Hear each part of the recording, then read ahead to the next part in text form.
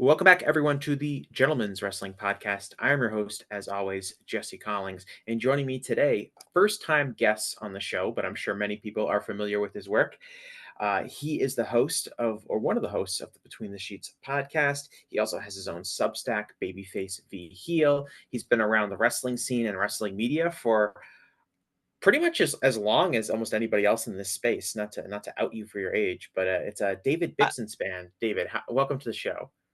Thank you for having me. I don't know if I would go that far. I mean, I guess of the newer generation, yes. I would say like the social media era Yes, of yes. I've been this thing. Obviously, there's Dave and Wade and those people that have been decades and decades. But in terms of like being a presence in the social media age of wrestling media, which is really how I was introduced, I feel like you've been as long as established as pretty much anyone else. yeah, I guess so. Um Can I the ask you? first Go ahead. Can I ask you something?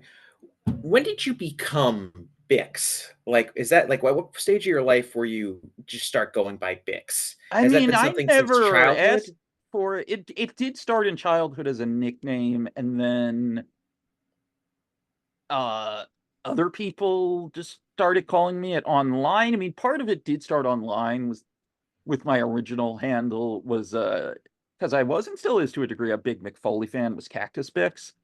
So Mhm. that eventually morphed into online just being Bix. Um, but I mean, honestly, sometimes I kind of prefer it for people to just call me David at this point. But I'm not going to be insistent about it, I guess.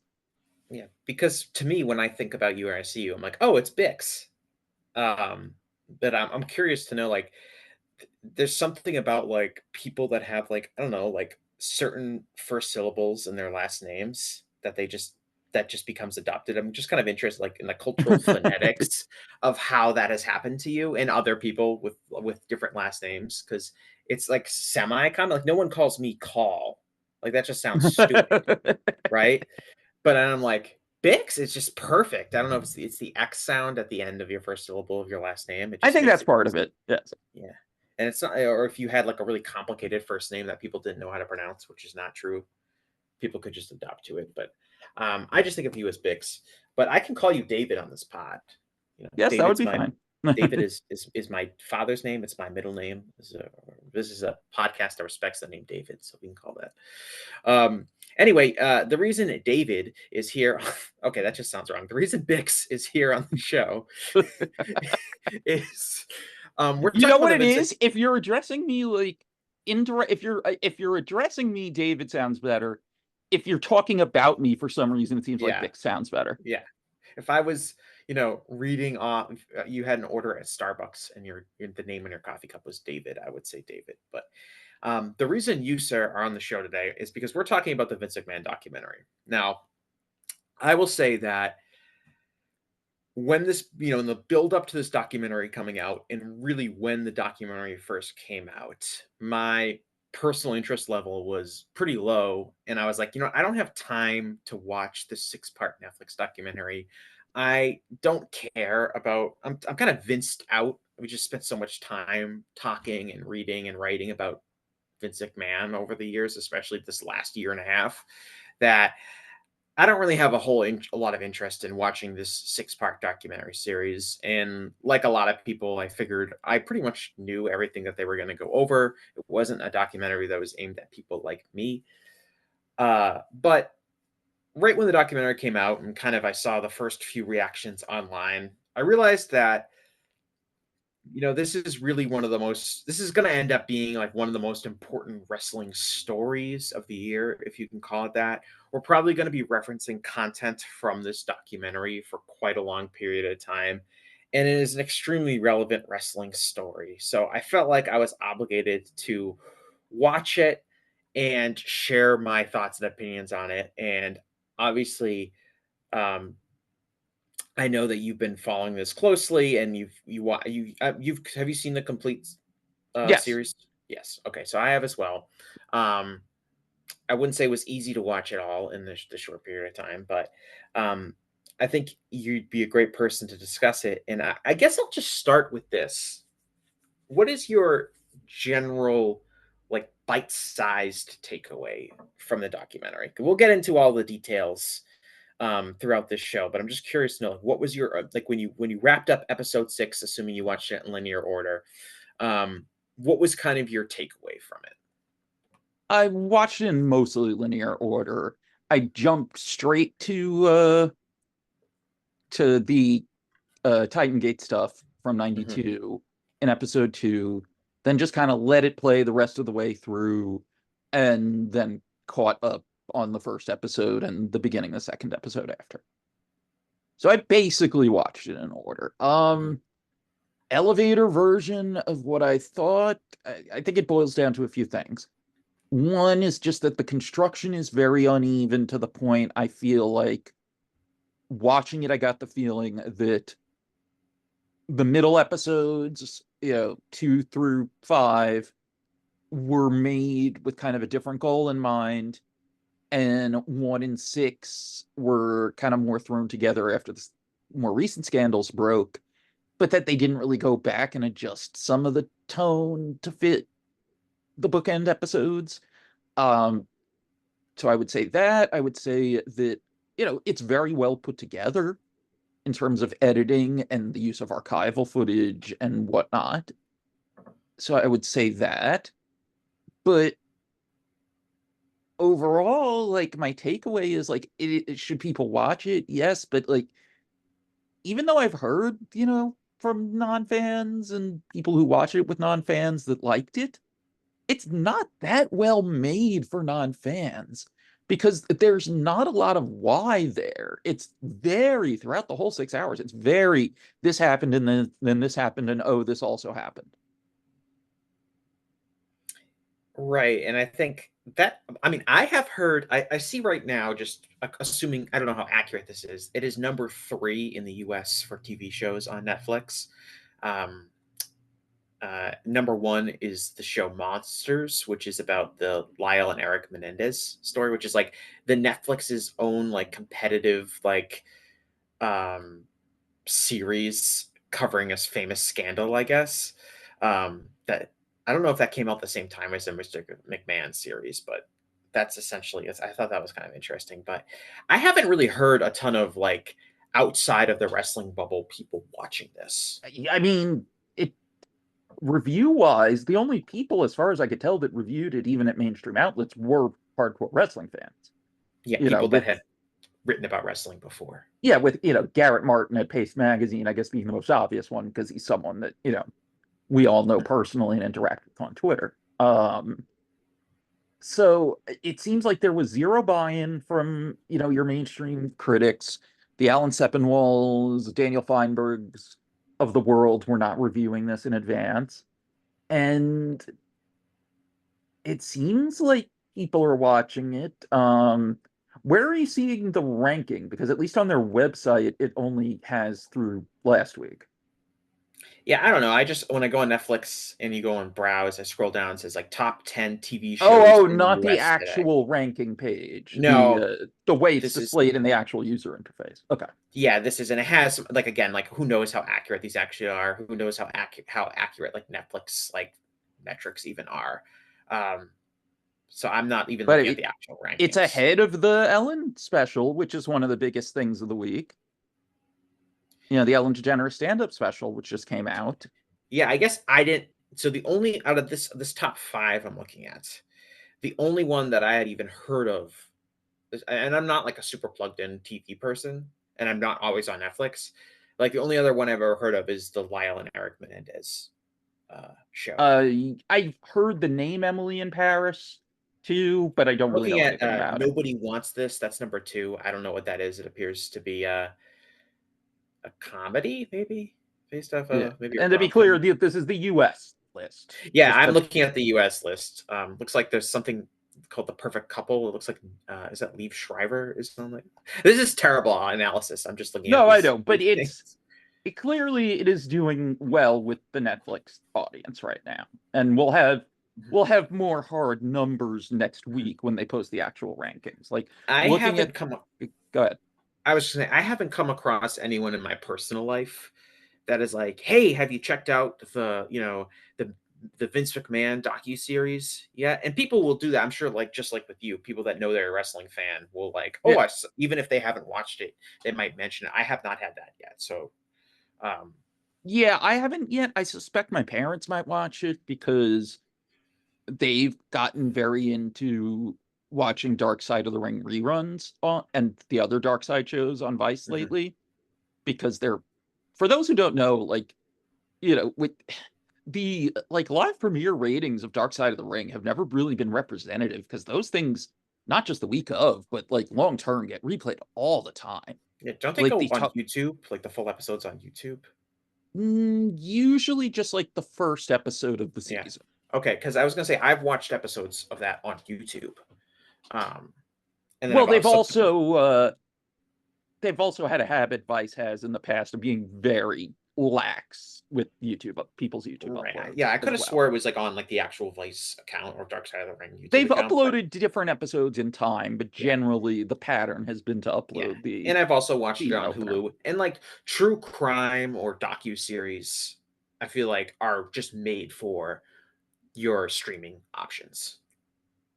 Yes, exactly. And although I do agree with John Pollock that this isn't like a must binge. Like it's not like you're gonna feel like you're missing something. It's not that like, oh my God, episodic engaging the way that a lot of other docuseries would Uh-huh. be. Um, but Well, it's definitely worth watching if you're a wrestling fan. yeah. My takeaway from watching it was I thought because my main interest in watching it was essentially how hard is this going to go on Vince? How deeply are they going to cover the various scandals? And what ultimately is going to be the takeaway that, like, someone that isn't me, maybe a casual wrestling fan or a non-wrestling fan, would have about this? And my thought, just overall, when I watched it at the end, and this is kind of not even including the Janelle Grant stuff because I think that is a separate animal because of the timeline of how this ended up shaking out. I thought it goes hard on Vince, but it doesn't go into the kind of detail and depth on a lot of the criticisms and the scandals. And you can pick whichever one you Yes. want: Nancy Argentino, Owen Hart, the Ring Boy scandal, whatever. I guess the steroid scandal they go a little bit more in depth on. But it doesn't Yeah, go I thought that got a fairly decent accounting. Certainly right. the best overall of the different scandals. And I think that and again, I don't know if that was intentional or not, but my takeaway was I think the average person who maybe knows a little bit about Vince McMahon or maybe was watched some wrestling back in the 80s or 90s or whatever that was turning this on. I think their takeaway would be like, this Vince guy's pretty bad, but the documentary didn't go so hard on those scandals so that you were watching this and being like, oh my God, the entire company, everyone associated with it, everyone associated with this massive product is like, reprehensible and I want nothing to do with this. I thought it ultimately went after Vince as almost, especially by the sixth episode, as almost Vince, because Vince is for the foreseeable future, really removed from WWE. He is in some ways a safe target to go after. I Bad felt man like gone. yes, correct. And that's literally we joke about the bad man gone line, but that is that line uh basically came from an actual Netflix executive talking about the potential of airing He didn't WWE use, on or Netflix. she, excuse me, didn't use those exact words, but it was close enough. It was pretty close. She said, like, I think she said, he's gone now, so it's not an issue or something like Yeah, that. pretty much. Yeah, it Um, was surprisingly a- close to Bad Man and Gone. I want to say I don't necessarily ascribe to the um, conspiracy theory, if you want to call it that, that Netflix was afraid of going too hard on WWE because they just signed Raw to this huge deal, and they obviously have a huge stake in that. I think people that didn't, you could have made this documentary we've seen plenty of people cover Vince McMahon, do things on Vince McMahon, do things on WWE, and also really neglect to go into depth on a lot of these scandals. Yes. So I don't think is it it's did I watch part of this with the suspicion being like they gotta be a little bit nice to WWE given the financial connection they now have with WWE.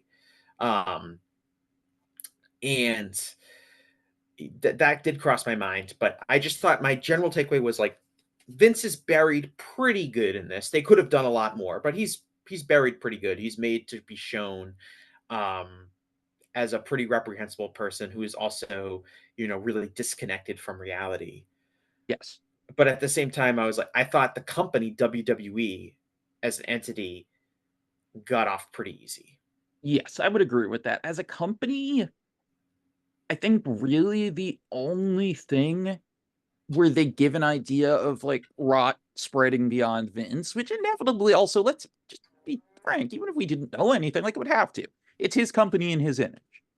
But Mhm. I think the only example where they really went there at all was the ring voice stuff. But yeah, this also gets into really my biggest complaint about this, which is just it's such a weirdly put together docuseries because in some areas they went much harder than I would expect. Even after, hearing what Brandon Thurston reported about what Tony Atlas accused Pat Patterson of in the documentary, I still didn't expect them to go nearly as hard on Patterson as they did. And certainly before hearing that, I never in my wildest dreams would have anticipated that they would have gone that hard on Patterson. Um, I wouldn't have even anticipated that they would have shown footage of Tom Cole, much less saying stuff about Patterson.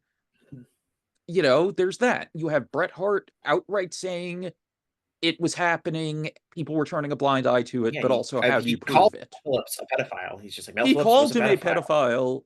I think he even said he was a pedophile, he preyed on children. And you also have an exasperated Phil Mushnick just exclaiming at one point, it was a pedophile ring in those words. So like that stuff I would not necessarily have expected, especially on something that we know at least started as a WWE co-production, at least officially stopped being a WWE co-production at some point because the credit's gone. But I don't entirely buy that they weren't involved at all anymore because I don't think a human being that doesn't work for that company would make a point of subtitling every reference to the World Wrestling Federation as World Wrestling Entertainment. Mhm. That's just not a thing I think that someone who doesn't work there would do. Like any single solitary soul would do. So things like that, I'm not convinced WWE wasn't involved in this putting this together at the end of the day. But go ahead. Yeah, the subtitle thing, I think that's possible that was like part of like some sort of agreement prior to anything, and it just kind of I could see that, I even guess. after WWE stepped away from it, it kind of had been institutionalized in the documentary process, which is we're going to subtitle this. But I mean, I think that the thing about the Ring Boy scandal in terms of like who are the main figures in the Ring Boy scandal and where are they now? It's Vince, who's no longer connected to the company in any formal position. And three dead It's people. Yeah, it's Pat Patterson dead. Mel Phillips is dead, right? He died in 2012. No one knew at the time. And then Right. I found it years later. And then Tom Cole, who recently passed away, Well, no, and Terry Garvin. and Terry Garvin. So those are like, I don't know, I guess safe targets in the sense of Yeah. we can call Mel Phillips a pedophile. Or we can have Bret Hart call Mel Phillips a pedophile. We can have Mushnick saying it was a pedophile ring. And all of the people that would be directly implicated in that are either Vince or dead. So no Yes. one really around with the company now. That is where, and ultimately, any media and coverage and exposes and stories related to the Janelle Grant suit, I am really focused on can we extend this beyond Vince? Because while Vince is the main figure, and Vince is along with other people like John Laurinaitis, really indicated in this suit, the company is being sued, and it defies belief that there are not many people who are still in WWE that are in positions of power of WWE that did not know that this kind of stuff was going on. Yeah. And WWE has managed, I don't know if this was through superior public relations or just the media figures dropping the ball in the focus, but WWE has really managed to avoid a lot of the stigma associated with this Yes. I mean, let's by just put it out kicking there Vince too. out and not, erasing Vince from history essentially. And I got the same sense from this documentary that it doesn't ask the bigger questions, which is how did this guy get away with this for so long? And how come nobody did anything about it? And where are the people that look the other way now? Yes. Look, with the documentary itself, unless you're squinting when they show the Janelle Grant complaint on screen momentarily, there's no reference to WWE being a defendant. Mhm. John Laurinaitis' name is not mentioned once in the 6 hours, or that there's even a co-conspirator, or however you want to put it, any co-defendants. So they absolutely deliberately let WWE slide on that. And then circling back to the Ring Boys thing, something jumped out at me, and this was my first big gripe in the order that I watched it in. You may recall that multiple times in episode 2, and I think once or twice in episode 3, when they're talking about the steroid trial and Phil Mushnick's role leading to all that, they keep showing the same Phil Mushnick New York Post article on screen over and over and over. Sex Lies in the WWF, which was published 2 days after the Donahue episode about the scandals. So, okay, you are showing me that article. So I know you are aware of it. I know the people who put this together read it.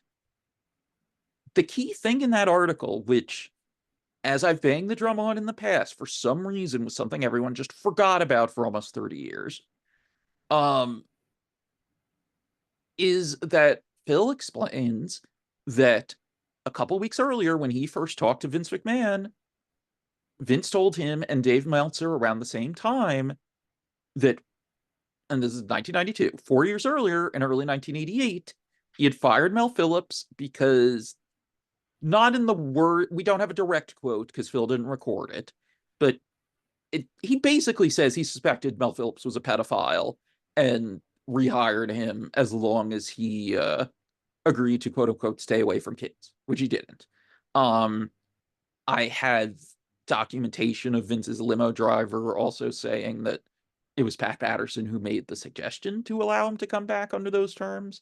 But as far as the documentary, like, this is a Vince McMahon documentary. It would be bad in a broader documentary covering this regardless, but like in a Vince McMahon documentary, the most important thing is if Vince knew or should have suspected it. Yes, he's Vince, the Joe Paterno in this situation. yes, he admitted to that.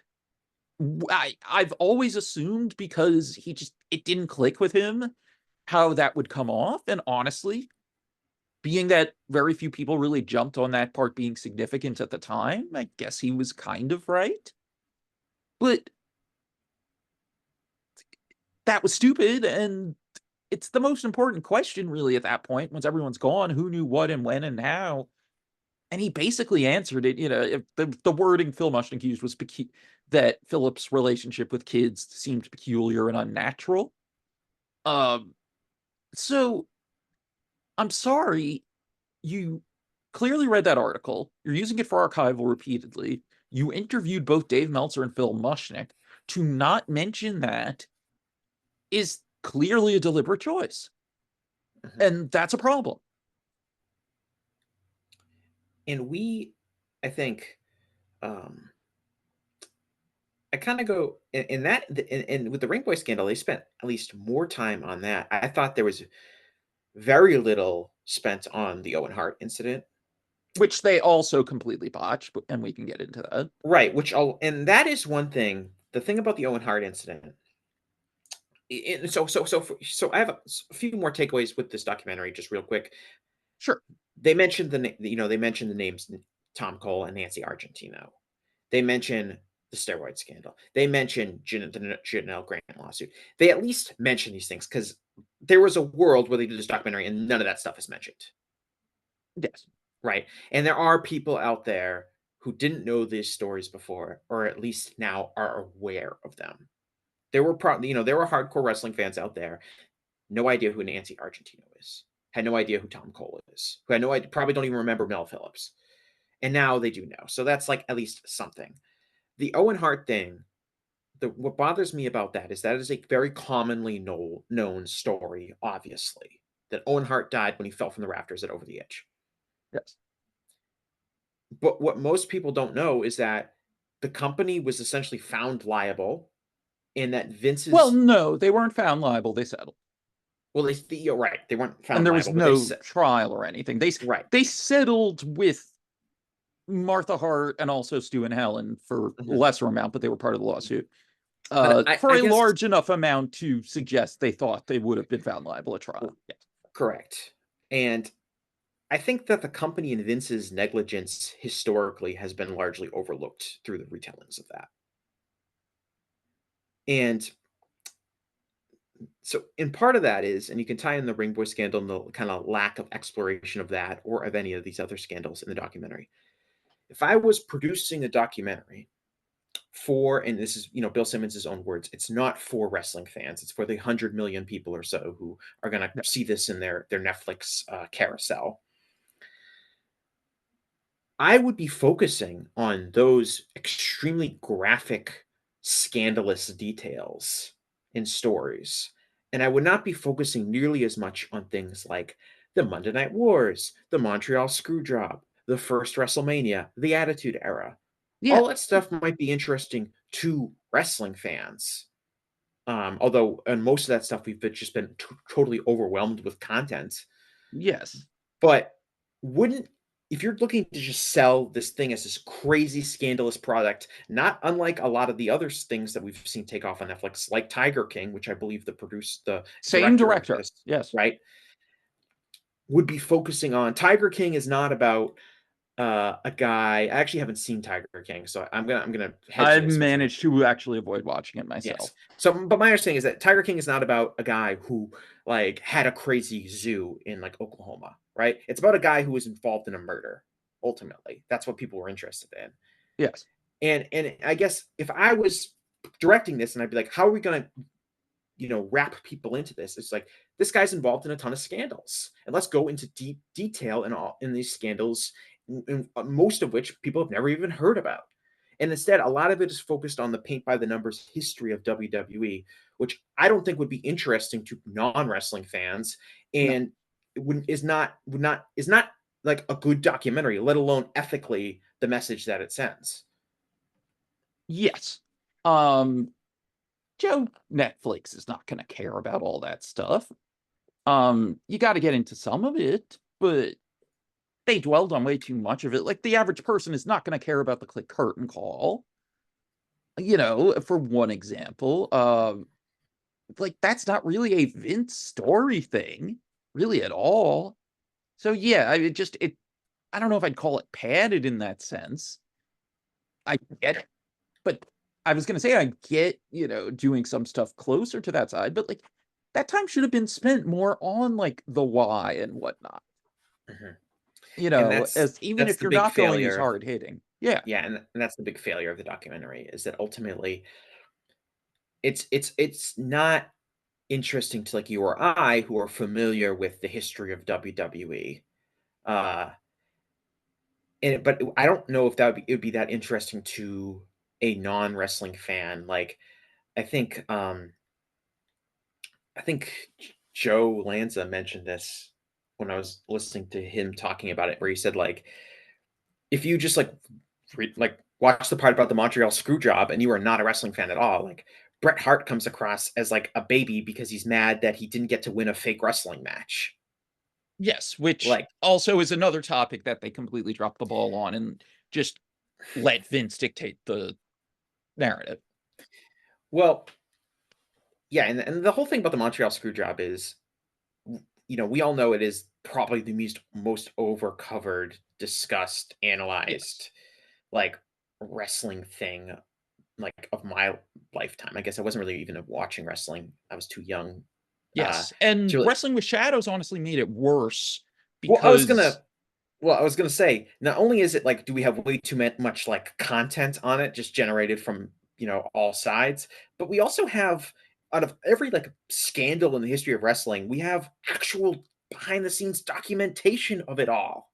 Yes, but Paul J kind of did Brett a disservice in some ways because he did edit into like the narrative that it was supposed to be Brett's last match of the company when it wasn't Mhm, supposed to be, and stuff like that, and not giving the context that, especially once you know that, makes Brett's side a lot more understandable and sympathetic. So, that complicates it all too. But it's just, yeah, Montreal's something you need to talk about, but unless you're telling the actual story, how is, especially in bite-sized form, as opposed to it being part of a longer documentary like Wrestling with Shadows, like how is anyone who's not a wrestling fan supposed to understand or care about this or relate to Brett or anything? It's I don't get it. Like I said, and I guess I kind of implied earlier, like it absolutely feels like there were parts of this where they deliberately gave him a pass, not just WWE as a company, but Vince personally. mhm. And I'm not sure what I make of that. You mentioned, Nancy Argentino earlier, where like they really gloss over details. Look, this is not a toot my own horn thing. But again, if we're centering this on Vince, you know, there were, a couple things that came out in 2020. So, before this was ever in production. I guess one from Dark Side of the Ring, one from me that I was able to, show people some of the same documents, but also add to. If you look at the police report from the Nancy Argentino murder, and you look at all the memos, summarizing different witness interviews, all of them are clear summaries about what was discussed. The only one that doesn't, that is just very vague and doesn't say what was talked about, is when they and the prosecutors met with Vince McMahon and Jimmy Snuka, and then the case just disappeared. Like, that's the only one, and that's obviously very suspicious. Mhm. Um, Do we know if, but like, the documentaries, like, do they reach out to Nancy Argentino's family or sisters at all? this one I don't know. I could ask. I mean, they really glossed over the whole thing very quickly too. Right. Well, I'm curious to know, like, we talked about, like, Janelle Grant obviously wasn't featured in the documentary, but we at But we least know know they they asked reached her. out. Yeah. Right. And one thing across, especially because s- so much of the Vince stuff, especially the Janelle Grant stuff, is about his relationship with women and women in the company. And they did some of that with Sable, they did some of that with Trish Stratus, but they really don't. Um, Real they, quick, just that because I don't want to lose the thread of what I was saying. sorry, yeah, go ahead. Just the other thing that I then reported in my Mel Magazine article that people can find if they want to Google it, it's called "Who Failed Nancy Argentino," although I think it has a different SEO title. Um, yeah, I think it's the SEO title is "Super Supply Jimmy Snuka and the Death of Girlfriend Nancy Argentino." But I found that the Dark Side of the Ring people and other people, like the Allentown newspaper reporters previously, had missed something that was in the police report, which was that when they talked to the cops in Syracuse, uh, about, when they arrested Snuka for beating her, which they witnessed a few months earlier, one or both of the cops who in Syracuse who they talked to said that Vince had talked Nancy Argentino out of making a complaint. So like you have this stuff, you have stuff that gets to Vince's involvement and potential involvement, and you just ignore it. But Well, yes, going back to what, we got to talk yeah, about whether or not Hulk Hogan knew that Andre the Giant was going to put him over at WrestleMania 3. yeah, which also, yeah, is another bullshit thing that I'm honestly not surprised was in there. But again, like, why is the regular person even gonna care about this regardless? But yeah, going back to what you were saying, I don't know if you want to continue because I do get where I, you were going with well, it. I was just going to say there's a real lack of female voices in this documentary. Yes, as far as women who worked for Vince and are not family members, it's literally just Wendy Richter and Trish Stratus. The other female voices are reporters and academics, uh, Kate Koplowitz and Bonnie Hammer from USA Network, Linda, Stephanie. I think that's it, right? There might be one or two others, but they all fit into that category. Yeah. The So there's only ones who very worked for Vince that aren't family are Stratus and Richter.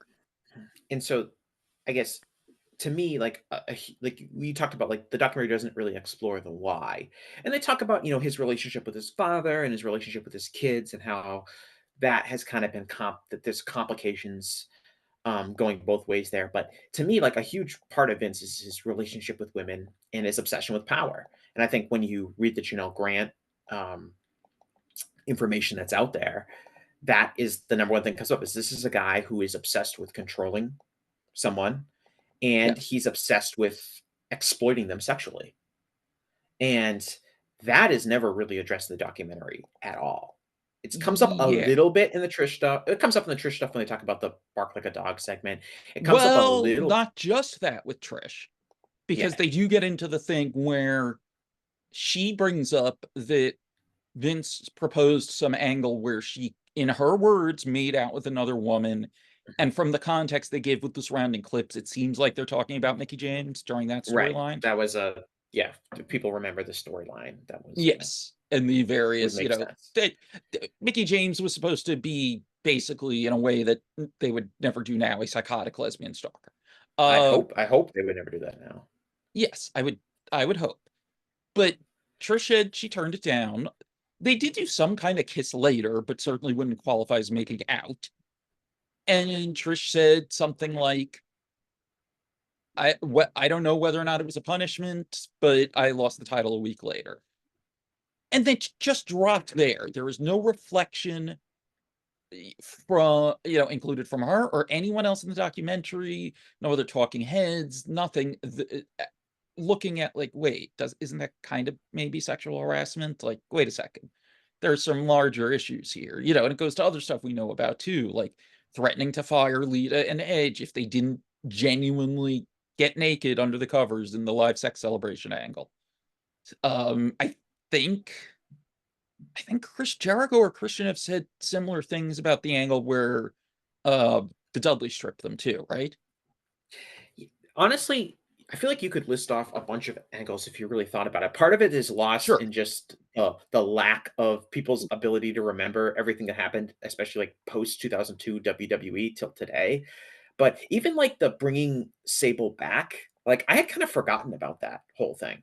Yeah.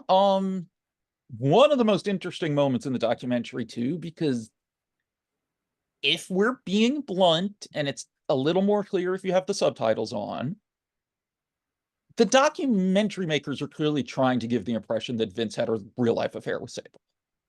Um, I don't know if he did or didn't, That yeah, but it's heavily implied because you're talking about there's a scene in the documentary for people who yes. haven't seen it where Vince is talking about when they brought Sable back and he Well, talks. not exactly. He's asked. First, he's asked about the lawsuit, Mhm. and he says he doesn't remember any of it, which is weird enough. Then they ask about bringing her back, and I believe it is Chris Smith that's doing the interviews on these. He says something like, and then she came back as your girlfriend. I don't forget the exact wording, but it's something like that. Vince gets this look on his face and seems like he's at a loss for words.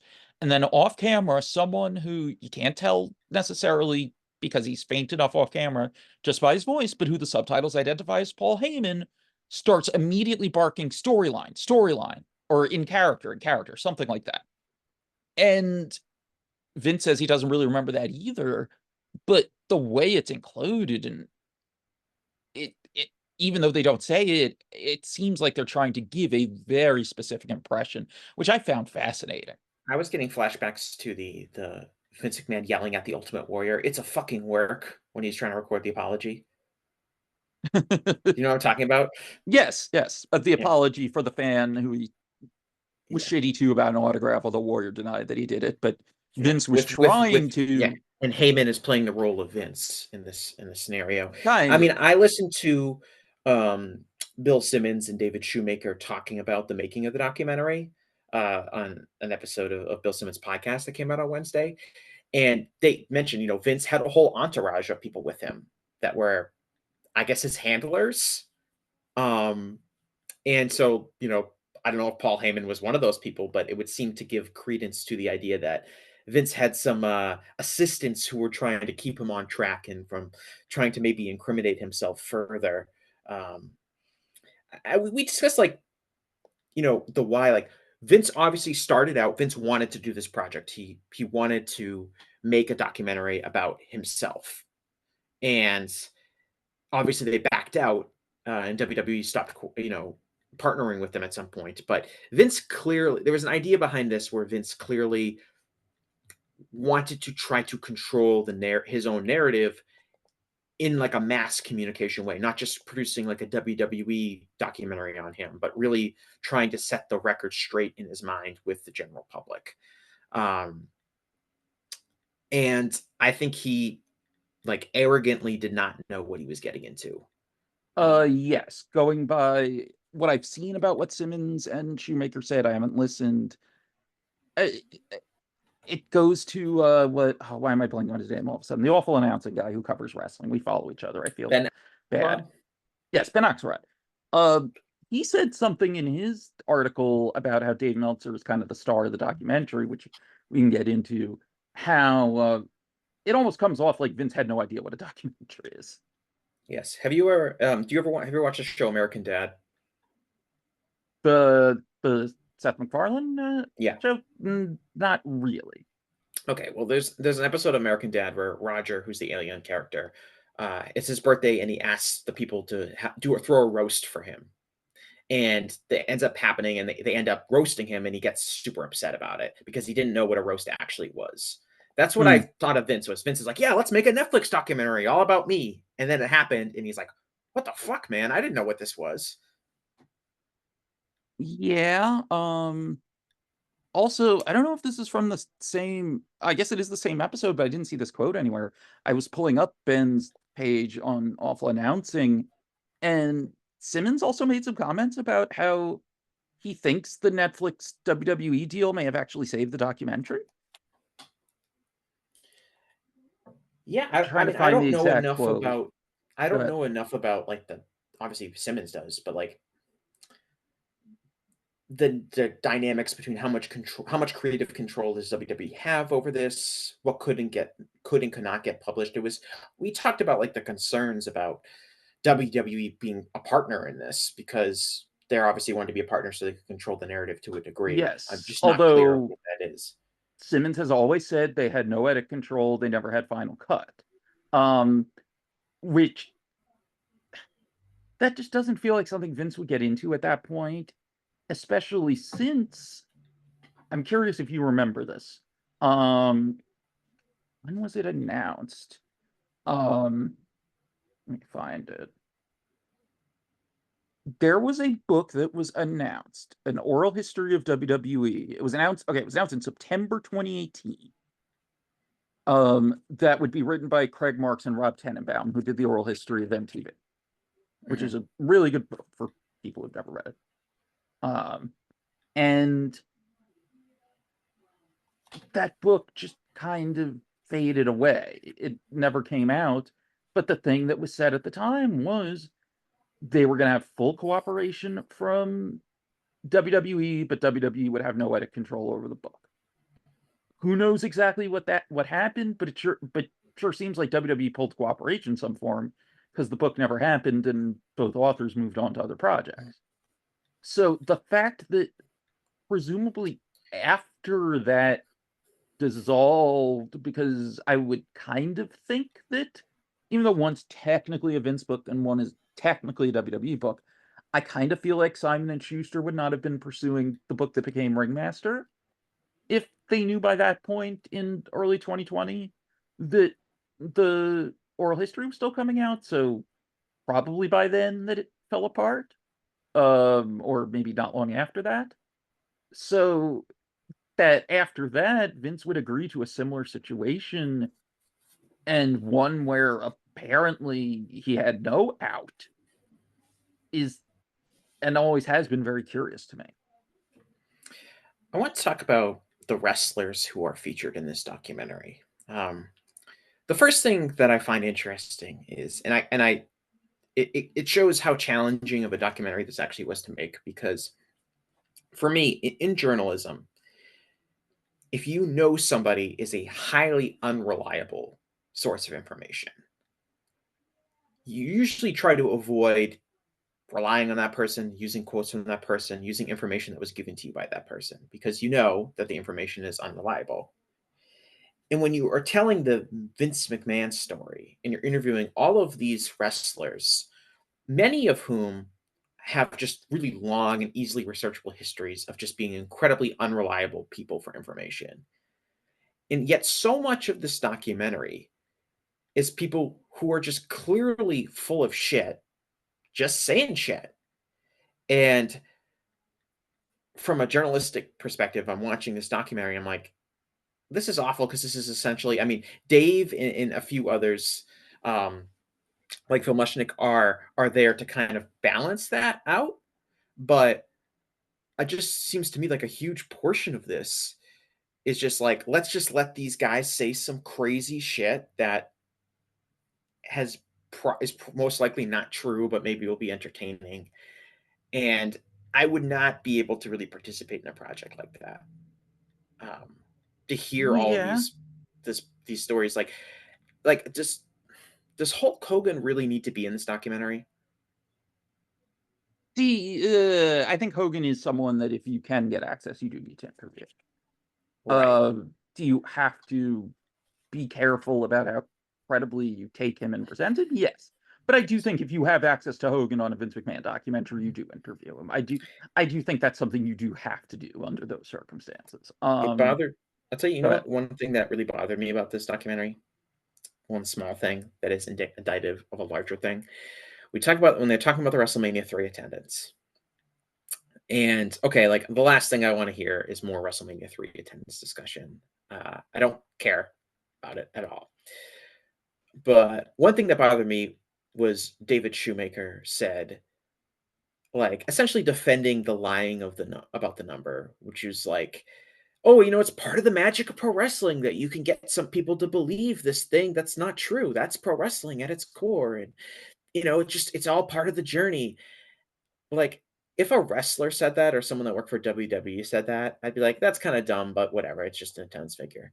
But the fact that, like, David Shoemaker is being counted on as a journalist or and a historian for this, both on camera and behind the scenes, and he's like, "Hey, it's okay if WWE just lied about this thing, that's kinda what makes it fun." That to me really frustrated me because obviously I'm gonna, this is obviously, me greatly expanding upon that original philosophy that David Shoemaker indicated. But one of the reasons I think that Vince McMahon has been able to get away with all of the crappy stuff he's done is because he's been involved in pro wrestling, and way too many people have hand woven it as just like, oh, it's pro wrestling. Of course, it's crazy and out of control. Yes, Um, yeah. The example that's always pointed to as the most telling example of that is the end of the Donahue episode 92, where after listening to an hour of stories about sexual harassment and all that, the uh the last audience question, I believe it's the last one, it might be the next to last, is I something like, "I don't get it, isn't wrestling all fake anyway?" Right, and it goes to this whole thing when the original scandal broke out, and, like, there was that afternoon where, like, all of the cable news networks were doing things, and CNN was doing something on Vince, and, like, Yeah. the B-roll that they show while they're talking about the very real, stories and the very real allegations against him in terms of things that Vince McMahon, the individual, did to a non-consenting adult is being discussed, but the B-roll is all the Mr. McMahon character. It's, him getting his head shaved by Donald Trump, him getting a stone cold stunner and covered in beer by Steve Austin. And to me, that was like, again, Vince is again skating by in a lot of ways because people just assume the worst is pro wrestling. It's fake. None of this really matters, even though real crimes are being committed, even though there are many real victims involved in this. He's getting away with it because it's pro wrestling. And I think like and overall there was a reader who sent in this information, a question. It was more of a comment than anything to Dave Meltzer when he was doing his recap of this. And the reader had a really good point in the sense of, isn't the more interesting story focusing on not like the rise of WWE and how much money Vince made? Isn't the more interesting story like how could someone who was this morally reprehensible that did so many different things get away with it? What was wrong with this industry? What was sick about this industry Yes. that allowed someone like this to not only survive, but become the singular most powerful person in the history of the entire industry?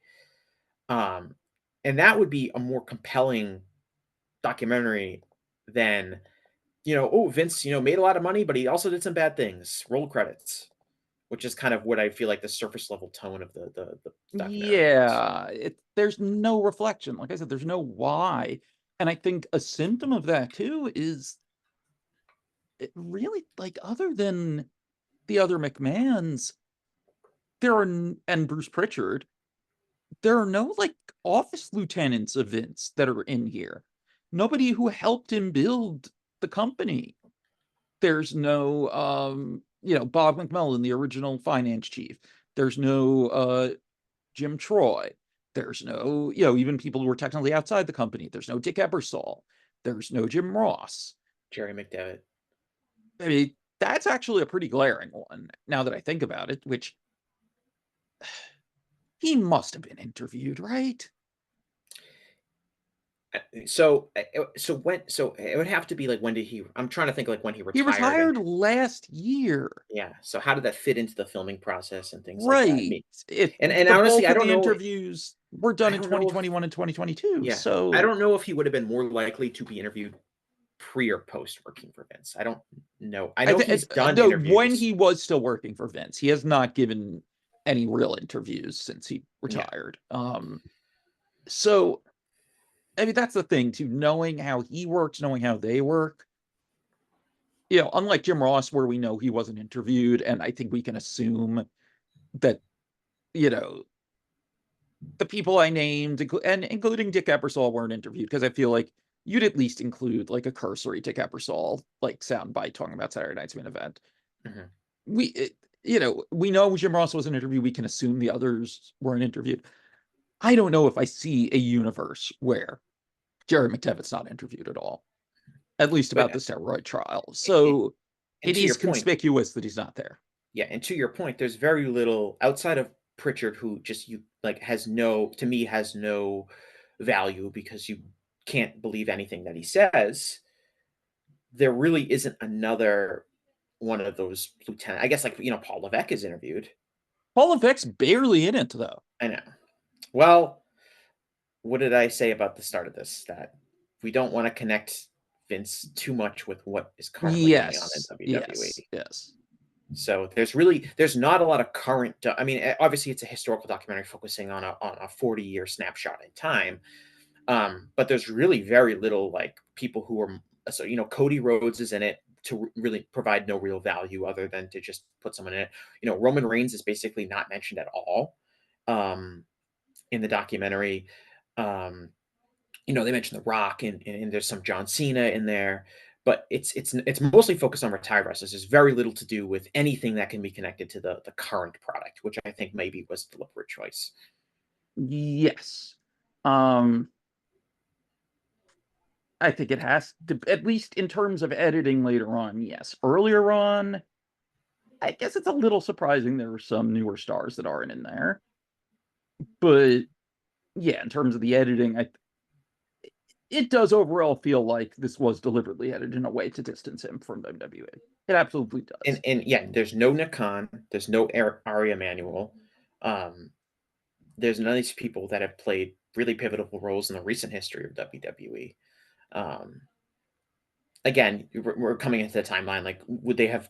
Ari Emanuel obviously comes into WWE and very recently, uh, after most of this filming has taken You know what place. though? Ari Emanuel did have a history with the company, Mhm. though, representing them in the past too. Yep. No George Barrios, I don't think was interviewed, or at least we didn't see him. Um, No, I would yeah, have no, read. Michelle Wilson, no one like that Yeah, the closest we get is like people like Bonnie Hammer and like other executives that, outside the company. yeah, were part of the company. The other thing I want to mention is, and this has been something that's been going on the last year or two since the scandals first broke, or the most recent particular scandals. Um, the wrestlers who in their relationship with Vince, and despite oftentimes when they tell stories about him, they talk about essentially either borderline or actual abuse at the hands of Vince. They still almost like to a fault. Every single one of them has just incredible admiration for Vince. And Hmm. that was reflected in this documentary. So many people view Vince as their father. It's very odd. I was, as I'm sure you were, like just incredible. This wasn't the documentary, but just like incredibly disappointed in Vince McFoley's comments regarding Vince and the Janelle Grant lawsuit. Um, Yeah, especially because he knows better. That's the thing. no, I mean he was on the board of Rain. He was a Uh, trained rape crisis counselor who worked yeah, their web chat hotline. but Papa Vince is okay. Um, but like, and just the and it goes to speak of like the hold that Vince has over these people, and it's so funny to me. It's actually not really funny. It's actually tragic, but there's it's so interesting to me in that you have all these old school wrestlers like The Undertaker who like I'm sure envision themselves and carry themselves like they're these um you know guys who only care about making money and being old school and drawing houses and business, and they don't care about all the other stuff, and because that's like the old school mentality is be super business focused, always look out for yourself. That is the old school Bruiser Brody mentality that I feel like a lot of these guys want to model themselves after. Yet at the same time, they just absolutely love Vince. They seem to have very little pride in their own work. Everything just seems, if you listen to them, everything that they achieved, Vince is responsible for. Vince invented pro wrestling. Vince made pro wrestling popular. Vince allowed them to make a bunch of money. It's all Vince deserves all the credit. And it's just it's like this incredible irony in the sense that these guys view themselves as so old school business focused guys, yet they just absolutely love a promoter. And you got the Undertaker saying, "I'd take a bullet for Vince." And at the same time, he wants to carry himself as like this old school badass, and is like, it's just this irony to me. But it's also sad because I think it speaks to the psychological hold that Vince has over these people. Vince can do a million bad things, and because he, gave them a job and believed in them in a way that allowed them to make a lot of money being a pro wrestler, Vince can do ultimately no wrong in their eyes. All of his sins can be forgiven, all of his crimes can be overlooked. It's an incredible psychological hold he seems to have over these guys. Daddy Vince. It really is a weird Stockholm syndrome thing that he has over them, and it seems like it was deliberate, certainly. And it's weird because it's hard to find the line of exactly where you empathize with some of them. You know, Mick Foley, who especially, has a lot of brain trauma and stuff, you figure Well, that that might this be is that is working. playing a role in a lot of this. I kind of think it has to. Not for Steve Austin though. Well, he's not a CTE guy. Um, there, Jim Ross clearly is someone who, not the same way Vince abused women, but was still very abusive too as an employer. Um, there's that. And, also, Jim's history of working for, Bill Watts, who's not the same, but also definitely not the best boss. Right, they came Uh, up, but that's like they came up in a wrestling industry environment where Vince's behavior that he has been accused of has been tolerated. yeah. And to say nothing of JR's childhood too, and the stuff he's talked about with his dad being Mhm. emotionally abusive and whatnot. So, I get that. And then even, what, I said this when I was on Pollock and Thurston. Even to a degree, I can empathize a little bit with Mark Henry and potential denial and stuff there. Because you know what?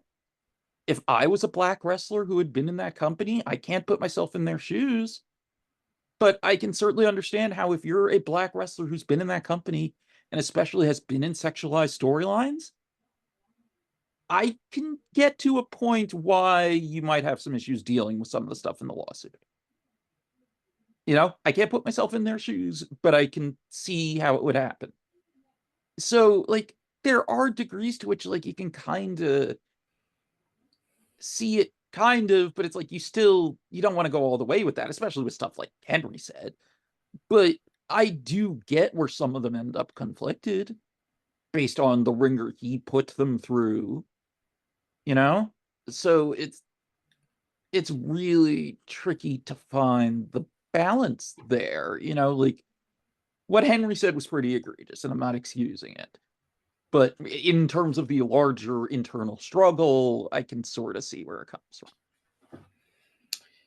Yeah, it just seems like, there's a few wrestlers out there that will say negative things about Vince, but like someone like Mick Foley loves Vince. Someone like Bryan Danielson loves Vince. Although Brian has been more reflective in recent months when it's He done. has been, but he's also said some things that have kind of disappointed me. And I point out Mick Foley and Bryan Danielson as guys that are, I would call, atypical from pro wrestlers and how open and candid they have been about their wrestling careers and feel more like real people than like Tony Atlas or The Undertaker or Hulk Yeah, Hogan. and on some level, it seems like Vince had some kind of weird respect for that type of person, and that, like, on some level, he did treat them differently from a lot of other people who worked for them. And, with Danielson, too, we should say, like, and he did kind of say something like this in his last comments, like, he probably just shouldn't be saying anything publicly, given his soon-to-be ex stepfather-in-law's role in it. Right. But go ahead. No, I think it's a part of this documentary that I think is going to age really interesting and probably poorly is the wrestler comments. Especially if you had not watched. I feel like Dark Side of the Ring is that it's like a little bit more the wrestler comments are a little bit more under control. Well, and also, I don't know how obvious you feel like this is to the viewer, but Evan Husney has said repeatedly that he specifically is taking the tact of, yes, we know they're wrestlers and they're bullshitters, but I'm going to give you each side that people are giving me and let you decide. Yeah, that's I guess my point is that it's a little bit my impression from watching the Dark Side of the Ring episodes is, and you obviously know much more about how the sausage is made on that end. Um, I never got the sense that I'm like, oh, why am I listening to all these bullshit wrestlers bullshit around? As opposed to this Vince McMahon documentary, and especially because it's talking about WWE pseudo history and stuff like that. I'm like, why am I watching these wrestlers bullshit? I guess I did feel that way when like Vince Russo and Jim Cornette were having a spat on Dark Side of the Ring, but by and large, I think like it feels to me like this was probably an eye opener for a lot of people who maybe haven't watched like a lot of shoot videos or things like that of what some of these guys are really like. Um, and like I think one of the big things that I saw trending on social media, at least for on my feed, which probably doesn't mean that much because it's so wrestling centric, but like the Steve Austin CTE comments, like Steve Austin, who's a really really hugely famous individual, just being like, yeah, man, I don't believe in that CTE. That was news, I think for people were talking Yeah, about it. especially since Austin, it seems like, is usually pretty self-aware about how to present himself in Right. public. He's not like Hulk Hogan or Tony Atlas or one of these guys that will just say kind of anything. Or even like Ric Yeah, Flair. and, Like, like, if he, like, even, like, if you buy that he's telling the truth, that the terms of his divorce from Deborah bar him from really saying anything specifically mhm, about what happened, like, he has tried to, within those terms, basically apologize, say he's embarrassed of what he did, and that he was going through a lot of drug and emotional issues at the time. mhm. And Um, he's had his podcast where he comes across as at least as a relative straight shooter yes, comparison to other wrestlers. So but people he's feel like they self-aware. Like, he's aware yeah. of what people think. He's aware of what people think about the domestic violence charges too. Like, it doesn't seem like he's a, like, off in left field wrestler brain guy. So that Mhm. was really surprising. But on the other hand, it didn't necessarily seem like he believed what he was saying because, as Trevor Dame put it on Twitter, he looked like an LA Noir like interrogation subject. Yeah, like he was like He scratched his ear very yeah, performatively right like after he said it. yeah, he was he should have been holding up a newspaper like of that day, Yeah, like a PW or a, prisoner of war would, well, a hostage. but yeah, it looked like the press X to doubt or whatever it is meme from LA Yeah. Noir. Like Trevor was dead on in saying that. So like I don't think he even necessarily believed it. I don't think he was saying it performatively, but I think that's him Do you having his own believe concerns and not wanting to admit it. do you believe that Vince doesn't believe in it? Because there's a comments about the Undertaker not remembering the Brock Lesnar WrestleMania match also would indicate that Vince is in the same boat. There's a lot of things I figured that Vince would be insane about in the documentary. Him saying, despite going to the hospital with him, that he didn't believe Undertaker got a concussion in the Brock Lesnar WrestleMania 30 match, and he was just, traumatized by having to do a job, was a level of insane I was not prepared for. Yeah, I think it was really interesting. I had just watched right before I watched this. I watched um the Tony Hawk documentary on HBO called Until the Wheels Come Off, which I don't know if you've seen it, but anyone that has interest in like skateboarding should watch it. It's really good. And towards the end of the documentary, Tony and several of his contemporaries who are now like in their 50s are talking about the physical toll of a lifetime skateboarding has had on them. And in one of the more reflective moments, one of them, I forget, it might have been like Mike McGill, but he says like pretty emotionally, like, I know that I have what those football players have. Like, I know that's happening to me. And like, so I went from seeing that, these skateboarders, to like these wrestlers who just don't have any self awareness whatsoever and are just living in complete denial. And it also goes to show why some of these people, you know, have a hard time believing Vince did what he did because they live in this fake carny world where it's very easy to deny things. Even something like I probably have significant brain damage because I was a wrestler for years and years and didn't necessarily take care of my body. Yes, I think that's a fair way to assess that. And yeah, and look, I mean, it's fairly obvious from watching the documentary that Vince is having severe memory issues that probably go beyond age related too.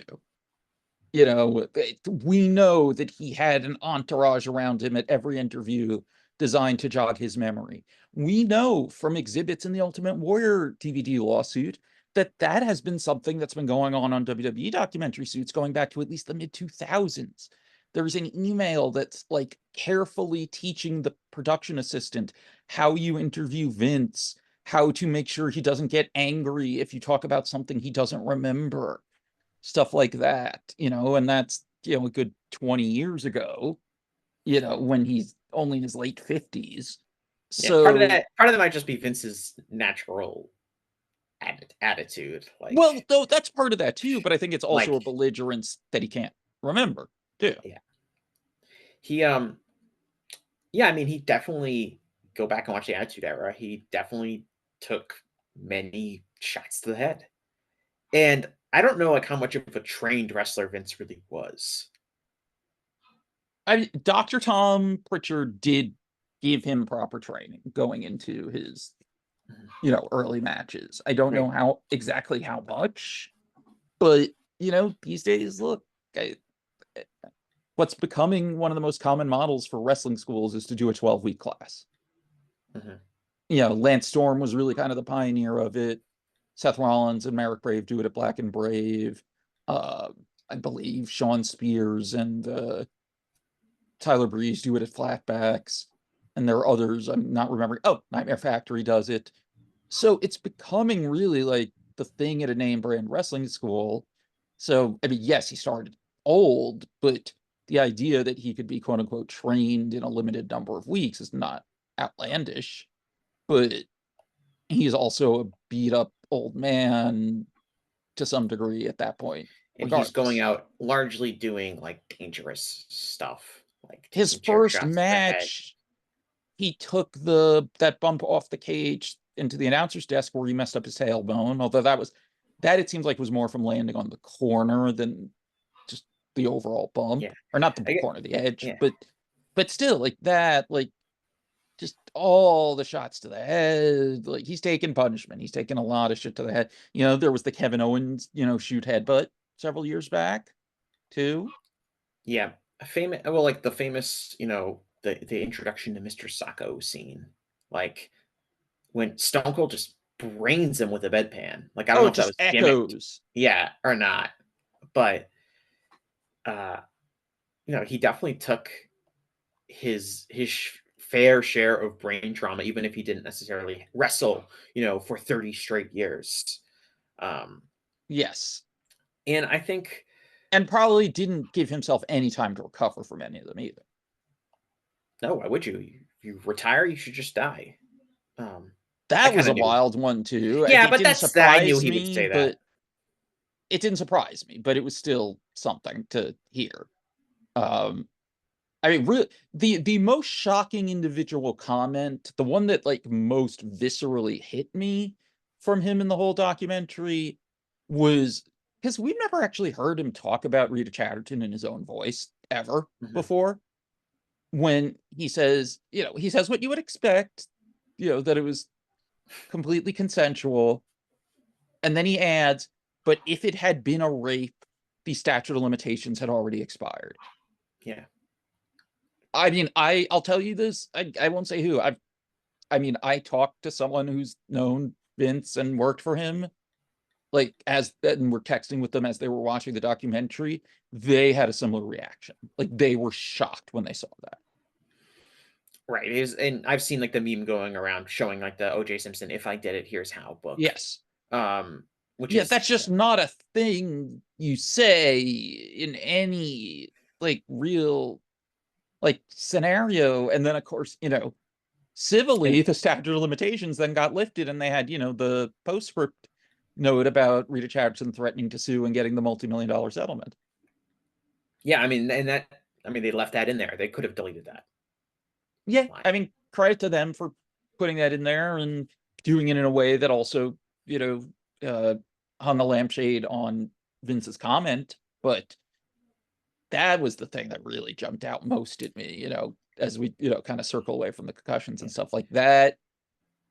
That's not a thing I ever would have expected him to say. I would have just expected a hard denial and the rest of what he said, but not. Oh, and also even just the wording, if it had been a rape, not if I was guilty, not if it had happened.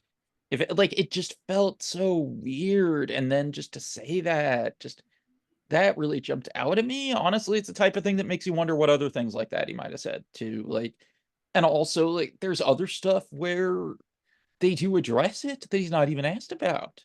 Like they do Mhm. address the tanning salon stuff, but only in the last episode. We don't hear from him about that, which makes me wonder if they didn't ask him when they were interviewing him. Um, but I mean, honestly, like in terms of stuff we hadn't heard from him about before, there really isn't that much in Well, his yeah, and that's why interviews. the documentary is like not, in a lot of ways, not that interesting to people that know the history at all.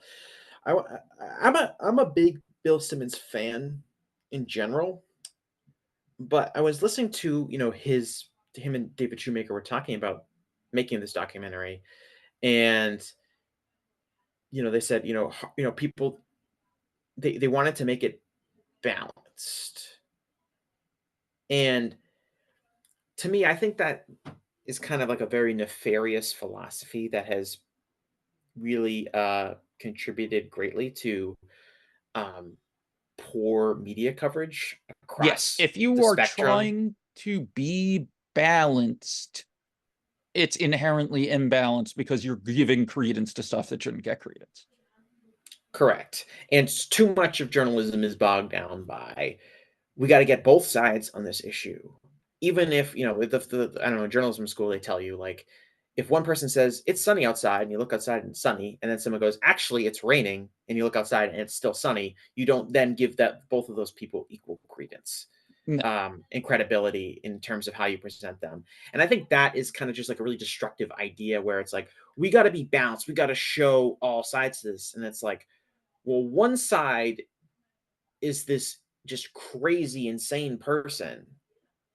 And it's like, how, like, do we really need to have a balanced portrait of Vince again? Do we really need to be coming away with this thinking, Vince was kind of good and he was kind of bad? It's hard to judge people when the overwhelming amount of evidence around Vince McMahon's life, and especially around his professional career, is that he's a very bad person who did a lot of bad things and is unrepentant of them.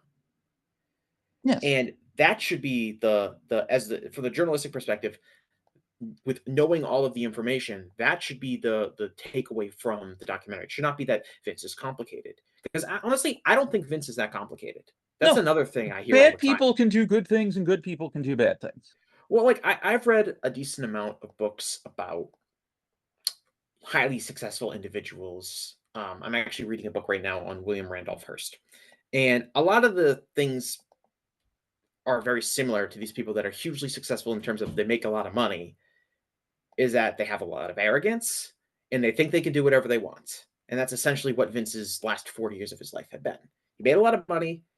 He's got a lot of arrogance, and he thinks he can do whatever he wants because he's had a lot of power throughout his career, and he's had a lot of money, which gives him a lot of power even outside of the realm of being the boss of his own company.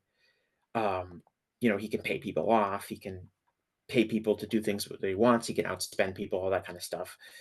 Um, and that has allowed him to be somebody that doesn't care about anybody else and selfishly thinks they can get away with everything. The reason he decided he wanted to do this documentary was because he thought that he could do it and it wouldn't have a negative impact really on him. And I can actually see why he would think that, because he's never been held accountable really for anything in his life up until extremely recently. No, he never has. He got indicted, but he got indicted on a, especially with hindsight, shockingly flimsy case that Mhm. you can't really understand why they brought it, which honestly is that is the biggest fault of the steroid trial segment, that they don't really explain what the charges were and why the acquittal was such a no-brainer. Mhm. Like The other they just summarize it as they couldn't prove distribution, but like it is important to know that they thought they had a smoking gun and it turned out it was physically impossible. Yeah. I think the other thing with the steroid trial in general, and what kind of made it in some ways like a safe topic to go into depth with, is Yes. I don't think people care about that wrestlers in the 90s were on steroids. No. Like Um like go ahead. the same way they would care about like Rita Chatterton or Nancy Argentino or the Ring Boys. Well, okay, that brings up something I did want to talk about. Um and I think it also affects the progression of the Janelle Grant scandal. Mhm, Um I get the feeling that the average person, for various reasons, including seeing stuff like that at their own jobs, is not going to be that moved strictly by affairs with subordinates. right. Um, a lot of us agree now that the power imbalance, especially with someone like a billionaire CEO, Mhm, is so great that you can't really, in the moral sense, consent to mhm, sex with your boss. In a legal sense, it's murkier, but like morally, like no. Um, but a lot of people aren't that moved by that. And at least the way that most people heard about the initial part of the scandal with the hush money and the Wall Street Journal story, the first one in June 2022, that was basically what most people took away from it. Now, mhm, anyone who actually read the Wall Street Journal story should have taken more from it, because there were always hints that there was more going on. The comment about from Janelle Grant's friend in the email to the board about her being passed like a toy to John Laurinaitis, and how she was scared of Vince and Jared McDevitt. Well, There was just like always in go ahead. in like the graphic details of, it's not like they had a normal consensual relationship Well, or we even did, but we didn't know that at the time. That's what I'm saying. right. So like if you're going by summaries and stuff, I get how it didn't quite land as much as it could have. And then, a few weeks later, it's that there are more NDAs, including one woman who not in the words of the article, but clearly what they're trying to say, accused him of rape, quote unquote coerced sex act, which is rape. And that and the large settlements and stuff, I think, was what really pushed him to resign and caused it to land a little more. And then it's all the details coming out in the actual lawsuit Mhm. from Janelle Grant. That's what put it over the top. You had a name, not necessarily a face. Well, there was a photo they put out, but not a recognizable face to all this and all these specifics. And I think that's really what nailed him. Even if there was already stuff about things being more black and white, non-consensual, like it it needed to be pushed over the top for him to really see Really, any I kind mean, of repercussions. really, the repercussions were Slim Jim was going to pull out of sponsoring the Royal Rumble. And that could have set off other sponsors Right. They pulling was out. afraid that this was going to have like a Well, no, I domino mean they effect. did pull out. It wasn't that they considered it, Yeah. they said they were pulling out. Yeah. So, And then they came back in the next day after Vince pulled out, or I think 2 days later, whatever it was. right. So, like, and even then, he hasn't seen any real financial repercussions. Like, he's made money from selling his stock and stuff. So, like, Right. He's been it's removed from the company, but yes, he's not. it's the hit of having his company taken away from him right now, and then potentially, if there are criminal charges, Mhm. whatever. But I do want to ask you though, just not without getting into specifics about rumors and stuff for obvious reasons. If there was a scandal that came out about an executive or executives in the company where the extent of it was affairs with subordinates and nothing criminal, is that something that you think would move people if it was explicitly that, even with women putting their names on it and stuff? Do you think that would move people, or do you think me and the people I talk to are kind of in the right boat that like it should matter, but most people probably wouldn't care? Like if we're talking like Vince. Any like key executives in the Yeah. Well, Vince is like company. a really public figure. Um, Yeah, so public figure types. I don't want to name yeah. names for Right. Okay. specific for Okay. obvious reasons, but like public figure executives in No, no, we've WWE. seen it happen many times. Yes, it Right. should, but I think like I don't know if any of them would even feel the need to resign if something like that happened, and came out and got reported on. No, I mean, again, we've seen it. There are plenty of people. Elon Musk comes to mind as just one person um, who have Yes, although had he has some non-consensual allegations too, but right, but no, but people don't even care about that much. not really, no. Not enough to seriously impact him. Um, and and like ultimately, like the whole Janelle Grant case is that ultimately, I think people don't care. People cared enough, I guess, for Vince to get ousted from power, but people don't care enough for it to really impact WWE in a negative way at this point in time. Yeah, and I It was hasn't kind of impacted their business. You know, people were really excited for the Royal Rumble when it happened, even though it was just a few days after the Wall Street Journal story. It wasn't like people were like, "I'm never watching this company again." I was honestly shocked by how little it's had an effect. I think so much of that is just the type of fan base they've cultivated. I'm not Yeah, making a blanket comment about everyone who watches and enjoys WWE, statistically but poorer and dumber. no, I don't even mean that. Just in terms of the hardcores, it's like they're really, and it's not the only hardcore fandom that's like this, of course, but like they're really going to insulate themselves, and something like Bad Man Gone is going to convince them. But even then, we Well, still and see and plenty they're of getting idiots what that are still pro Vince. But go ahead. right. I was gonna say, like, a lot of those fans are getting what they want. They got Vince gone. They've got what they believe is a better product. They've got Paul Levesque in charge. Like, to them, this was a win. It's not something to run away from. Yes. So I was shocked by I think how little effect there's been. I guess because I guess so far it hasn't really led to that much in terms of others coming forward. There's been a little bit, but not a lot. I think that's part of it, but just in general, like just given how specific it was, and like even if you set the allegations aside as allegations, just the text messages. Like Mhm.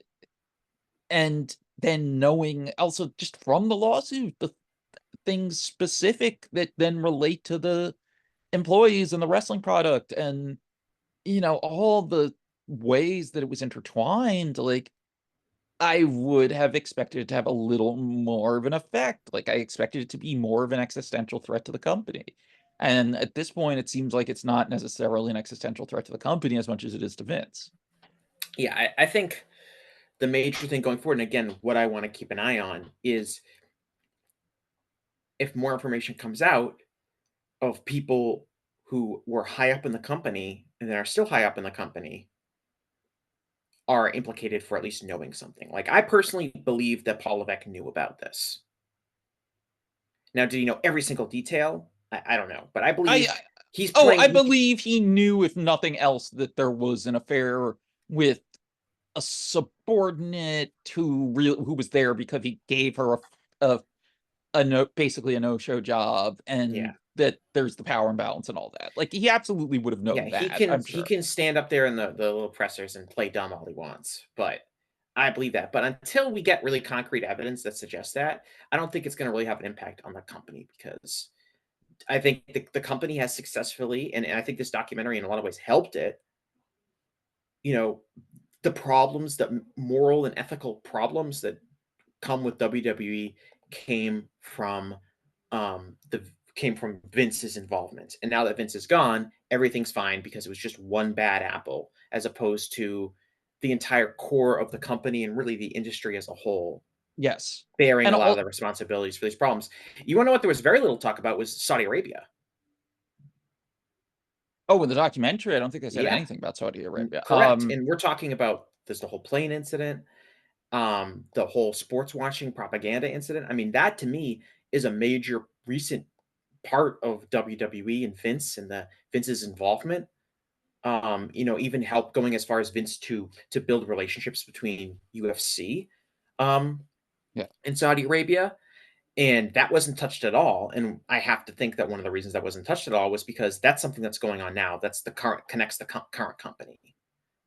They weren't going to have something in there that's like, oh yeah, and then Vince Hmm. had these really has these really sketchy shows where they do propaganda for the Saudi government, and Vince, all the wrestlers were held hostage on an airplane, which I think would be a super scandalous story and should be one, but it's something that WWE does now. They've got a show in Saudi Arabia coming up, so they're obviously not going to have. So that I'm suspicious. That's why I don't think it was in the documentaries, because again, this documentary is really avoiding anything connecting Vince to the current product. Yes. Yes. What were we saying just before that? Because I had a point that I then forgot. What were we Before I talking mentioned the about Saudi before Arabia you thing, pivoted to Saudi Arabia? Yeah. I forget now. We were talking about Paul Levesque and knowing about. Oh, and who would have known what? Where was I going with that? I don't remember. Maybe it'll come back to me. All right, But I do want to mention this before we kind of wrap up is um, the role that Dave Meltzer and to a lesser extent Phil Mushnick um, played in this documentary in terms of I'm sure you saw the stuff about the Who Killed WCW documentary and kind of yes. why there were no journalists involved in that documentary. Um, and they essentially was we didn't want to. Essentially, they basically whoever I don't know if it was the director, the producer, It was but Evan essentially, Husty. oh, it was.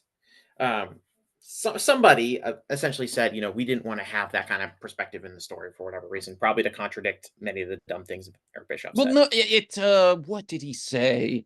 It was something like that he felt like there were enough like specific beefs with some of the people in the documentary, I think mainly referring to Meltzer and Bischoff, that he Hmm. felt like they would come off as biased. I'm not getting to the exact quote, but it was something in that zip code. Yes. But it was such a weird comment because I know we're getting away from the main topic, but I do think I should note this. It was such a weird comment because, like, okay, like, I like Guy Evans, but he wrote Bischoff's second book with him, and Guy Evans is in it. And also, like, okay, if Picturing you're the cover of Bischoff's book now, the Grateful is what it's called. It's like yes, him like out in Wyoming. I mean, great scenery, but okay, let's go with the idea he's specifically referring to the Meltzer Bischoff stuff. Bischoff is complimentary of Wade Keller and Jason Powell. I mean, Wade Keller's around for the whole time. Bischoff's in WCW. Jason came along a little later.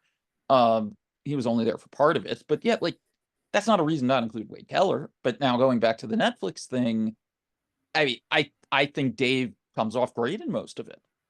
Like I thought he did a very strong job in the Yeah. Netflix documentary. Dave is presented as essentially a neutral, somewhat authoritative source for a lot of this stuff. Yes. You're dealing with the Carney wrestlers, and you're dealing with Vince and his faulty memory and all his Vinceisms, and you need to have somebody there. And at some points, like different executives from different companies come in and play this role too.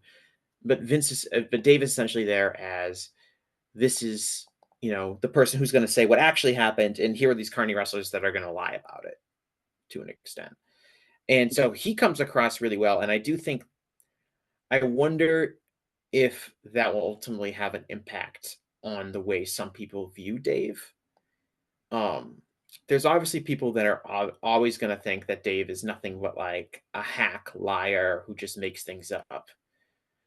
But I do wonder if people who had never, really listened to Dave or read anything Dave did before watched this documentary and maybe thought, that's Dave Meltzer guy. Because I mean, the message from the movie is that Dave Meltzer, is a reliable source of information. And I do wonder if this will help his reputation going forward. Because he I kind think of it comes across as like could. he comes across as like the big winner of this documentary. Yeah, at least among like the kind of wrestling fan that knows who he is, but either didn't know much or didn't like him, I would think that unless you're just a total weird tribalist, it should help. I think Um, most people that don't know who Dave Meltzer is before this documentary probably just saw him as this random journalist guy. Like, yes, who came off well, but yes. So yeah, I think it could help with some people, but I think a lot of people would have, you know, already made up their minds too. right, there's lost Uh, causes amongst the yes, group, but yes, yes, I think a lot of like because for various reasons, like Dave bashing, um, mostly for a lot of it for stuff that he didn't even do, um, is has become like a cottage industry for certain members of our uh, wrestling yes. world. He's become like this kind of like almost like mythical figure to certain people, where Yeah, it's like not, the it doesn't seem preeminent. like it. I Go was gonna ahead. say I was gonna say he's in a lot of, and for some people like Dave Meltzer is like the preeminent villain in professional wrestling, Yes. and it It also doesn't gets seem like shitting on him pays off financially the same way the anti AEW grift does, but it for some people it goes hand in hand.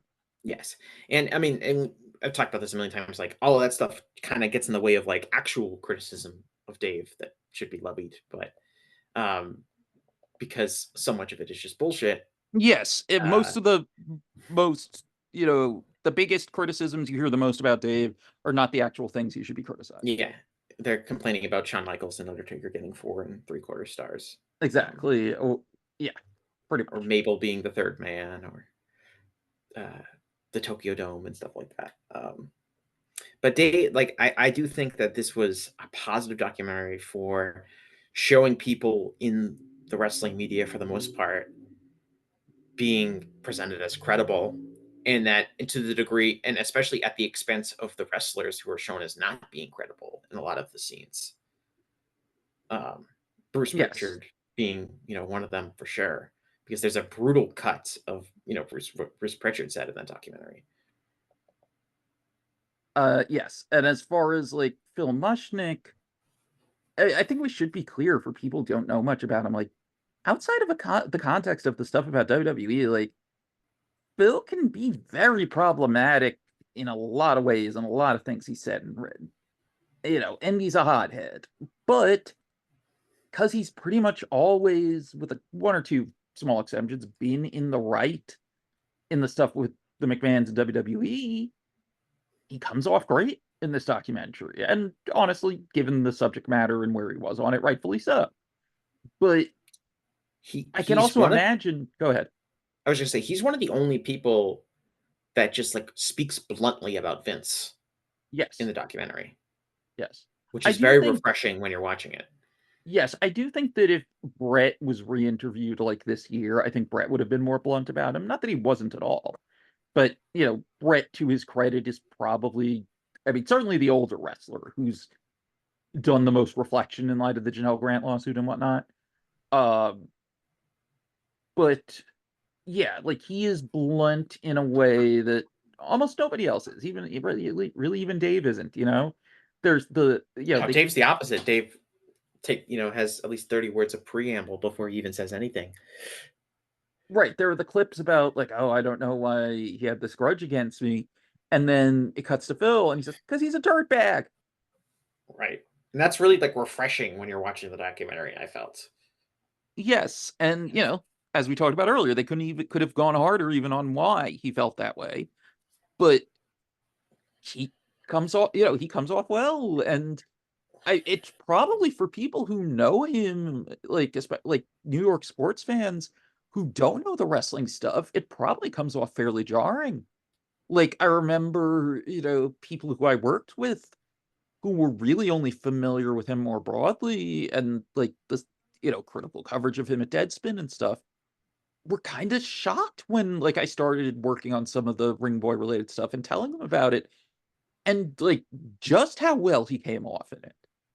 So I gotta think to some people who are just used to him as being this weirdly self-righteous guy who has said some kind of racist things at times, that like I gotta think it's kind of shocking to see him being so in the right. Yeah, I mean, and it's also, I think that's just like speaks to like just the complicated nature of wrestling, Yeah. and like where the bar is, right?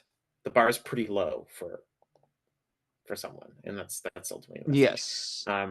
Is there anything You else you know, want to add that we haven't got to? I okay. kind of want to wrap this up so Rich Cage doesn't yell at me Yes. for the file being too big. Um, I thought Tony Atlas honestly came off better than most people in the documentary. You know, there there are some things that do hurt his credibility. He was not at the Madison Square Garden show where David Schultz slapped John Stossel, for example, like he Mhm. said. Um, but overall, I felt he came off I felt he came off honest, reflective, remorseful about some things. The comment about where he says, we all treated women terribly, we abused them, we used them like toys. Uh, I felt like he came off honest about Pat Patterson, but in general, just at least his tone, like he came off like shockingly no bullshit. He came off much more worldly than most of the wrestlers who were in there, which I found interesting. How did you think he came off? He like when we're talking about like I guess he's blunt. I guess if we were talking about when I said Phil Mushnick's really blunt, I'm like, Tony Atlas is actually really blunt. There's like the famous one that's making the rounds that I think it's like Vince being like, um, I love my father, and then cut to Tony Atlas. I think he always hated his father. Oh, I didn't even remember that part. I was Yeah. thinking more about. I thought you were going to say the part where they're talking about Patterson, and they're like, "You couldn't have told someone." He's like, "Who? Pat's the Booker." And then Oh yeah, Christmas and he's says like to me, laughing. And he's like and he's laughing. It's laughing, like, and he's like, "You "You don't do understand not the industry." understand this business at all." Yeah. Yeah. Well, So I thought I he don't know. came Like off I feel fairly like well overall. I don't know how reliable. To me, he doesn't feel like a reliable source of anything. But he also doesn't strike me as someone who would say what he said Patterson did to him just made up. Like in those details. Like I feel like like just knowing his background and everything, like I do buy that story. But yes, it's not like he's perfect credibility wise. Like even, Yeah, it's I mean, he's a wrestler from that he era, is. so I'll tell you what, that's he is. natural. He's pretty regularly featured in this for someone who's really not like that integral to like telling the Vince McMahon story. Yeah, and really overall, like he had I think like 3 or 4 different runs in the company, but over like in total, like he really didn't spend that much time there. So it is interesting that he's relied on so much, but I thought he gave good insight. What else? There's something I want to mention, but I'm trying to figure out the best way to say it. I won't say what parts I'm talking about. There is some editing choices at times that seems like they are suggesting certain specific women were victimized that have not publicly said anything. and I was not crazy about that choice. Yes, I noticed that too. Because I think if you're in the know, you know this is going to be an obnoxious piece of audio because they're like, yeah, yeah, we know. But I think most people who've seen the documentary know what we're talking about. I mean, I'll put it this way, without alluding to the part of the documentary we're talking about. There are certain details about one of the NDAs where it's fairly easy to figure out who it was talking about Yes, just using the timeline based of on what what was happened. reported. Yeah. Yes, based on the timeline and stuff. And yeah, I didn't like that. Well, it's It kind of just felt very like going against all like current best practices for yeah. journalism and journalism adjacent stuff. Well, the and something else that they go into is they essentially do something that we all basically knew based on the evidence, but that Brock Lesnar is essentially is the was the person in the Janelle Grant lawsuit. Well, they had Khadijah from Wall Street Journal say like sources told them it was Brock Lesnar. Yeah, So I was a little surprised, honestly, given everything else that they included that, which makes me think he may not be coming back to WWE. right. I thought my opinion on Brock was that they were eventually gonna bring him back at some point, and they still very well might. But from like I know Paul Levesque was asked about him at one of the press conferences, and he basically said like, "Oh yeah, he'll basically gave off an answer that he Yes, but I eventually mean, is going to well, come back." here's something to that too that I think people are overlooking. Based on at least what we know, if the feds are trying to get him on trafficking, Brock Lesnar is the best witness they have that we know of. Right, because Specific to a forced or coerced commercial sex act. well, maybe John Laurinaitis, but yes. Well, but that's not necessarily commercial. Right, right. What you're saying is that Specific essentially to federal Vince was sex if trafficking charges. Yes. yes, and essentially if I recall correctly, what's in the lawsuit is that Vince was essentially offered um Janelle Grant to Brock as part of contract negotiation, right? Yes. Yes, exactly. And So that she was I supposed to like have sex with Brock, but Brock got too drunk or something like that. yes.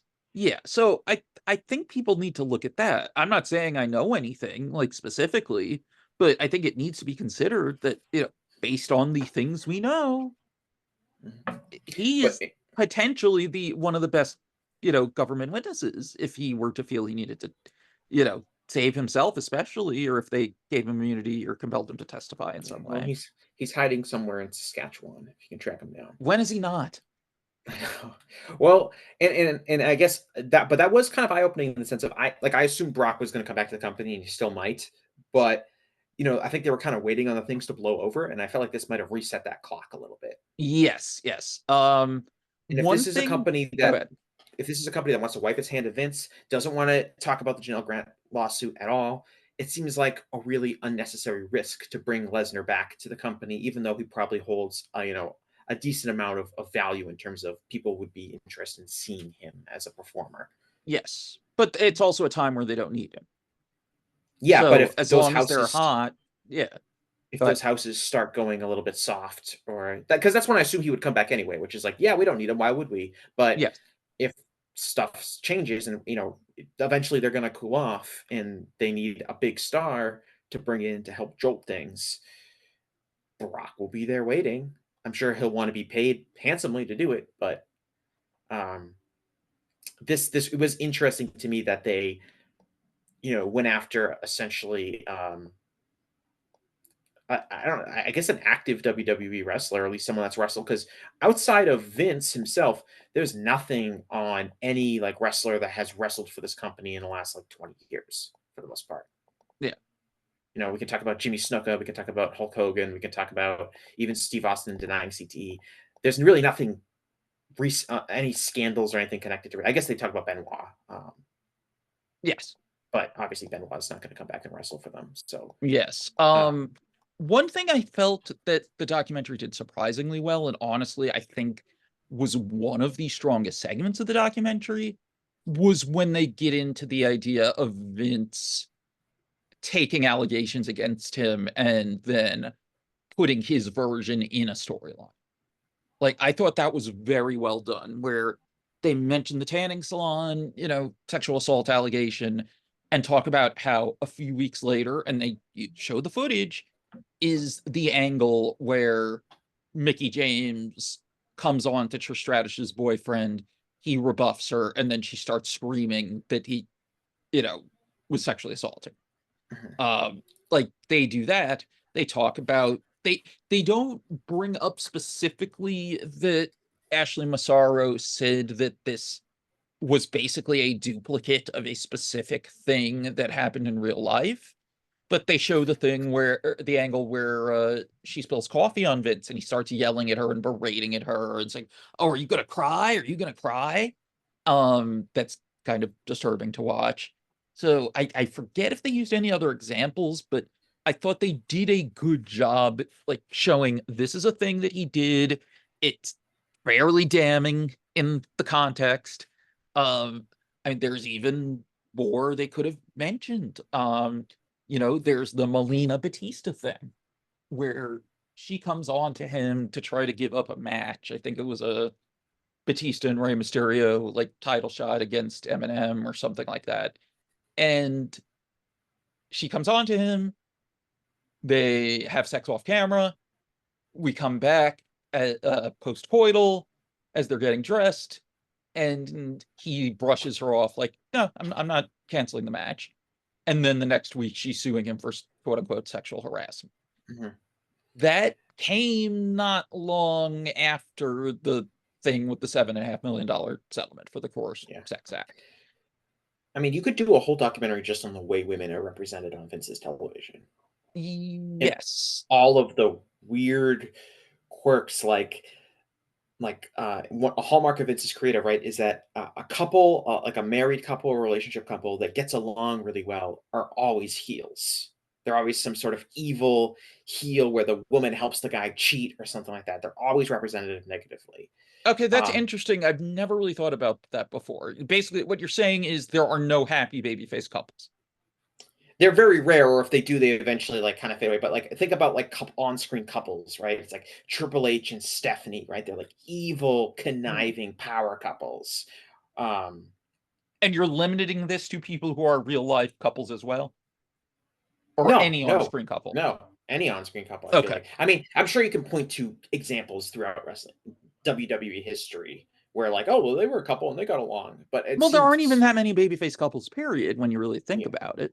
right. Um, and something that leads to which I don't know what the best way to explore it would be, but like they didn't get into, Vince's thing about uh trying to break couples where he quote unquote didn't think the man was worthy. The Yeah, one that we well, kind of that's another. Yeah, I mean, that's what I'm talking about. Like, it's another one, right? That like, if there was a guy who, wasn't built like a 6'5" bodybuilder, and he had like a super attractive wife, he always tried to like humiliate that person, and that was like yes. an old boys club backstage kind of thing, right? Is that they would, Yeah. And uh, the one we've heard the most about, I guess, is Miro and CJ, which is also just bizarre because like Miro is a very conventionally handsome man. Like he is. Um, but seemingly because he's a brown-skinned foreigner, Vince I thought was gonna he say was, he's foreign dicks. Have you considered that? yes, like he's not worthy of CJ. Well, they did the Um, whole. Remember didn't they do something relatively recently with like what's Rockstar Spud's name in WWE? Drake Maverick. Drake Maverick. Yeah, they did like stuff with him and his wife because he has a very conventionally attractive wife, and he is exactly the kind of guy that Vince and company Oh, like. right, right, right. Okay, yes. Where like I mean, look, Spud did a very good job with the comedy of it, but yes, there was a running thing that he had yet to consummate his marriage. Right, and that is the classic, like, and you just for those who know, like you said, like it's kind of weird with Miro and CJ because Miro looks a certain way, but Drake Maverick is the exact kind of guy that that Vince and He's Kevin Dunn very and who else? tiny. Yes. Yeah, how did he get a girl like that? Ah, like Yes.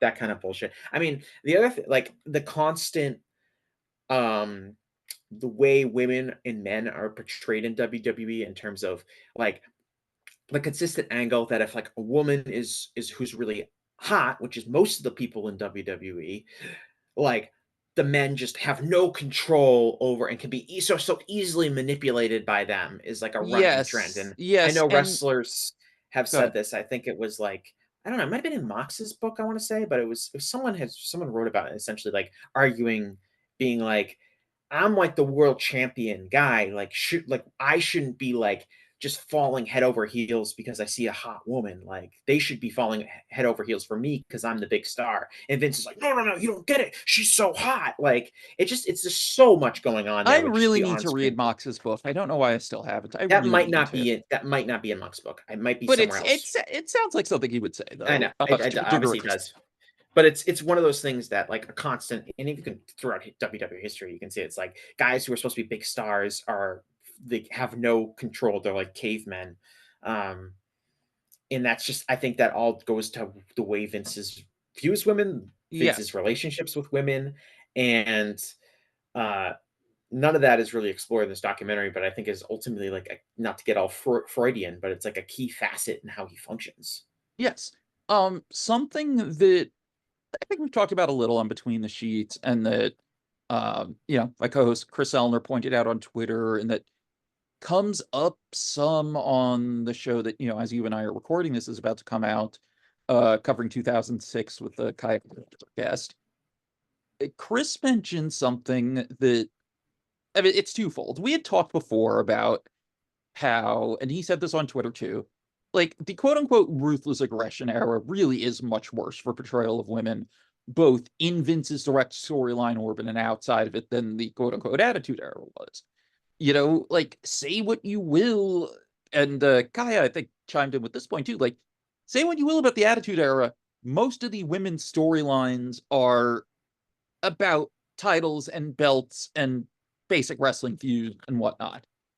In the 2000s, like especially like the early to mid 2000s, quote unquote, ruthless aggression period, it's a lot more bitches be crazy kind of storylines.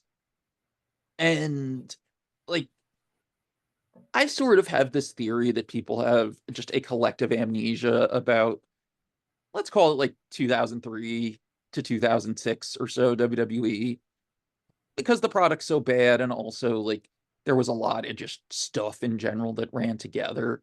But between the product and also what was being reported in the newsletters, there's just so much damning shit. You know? Like, you watch the TV, it's like anytime we watch something from that era, there is always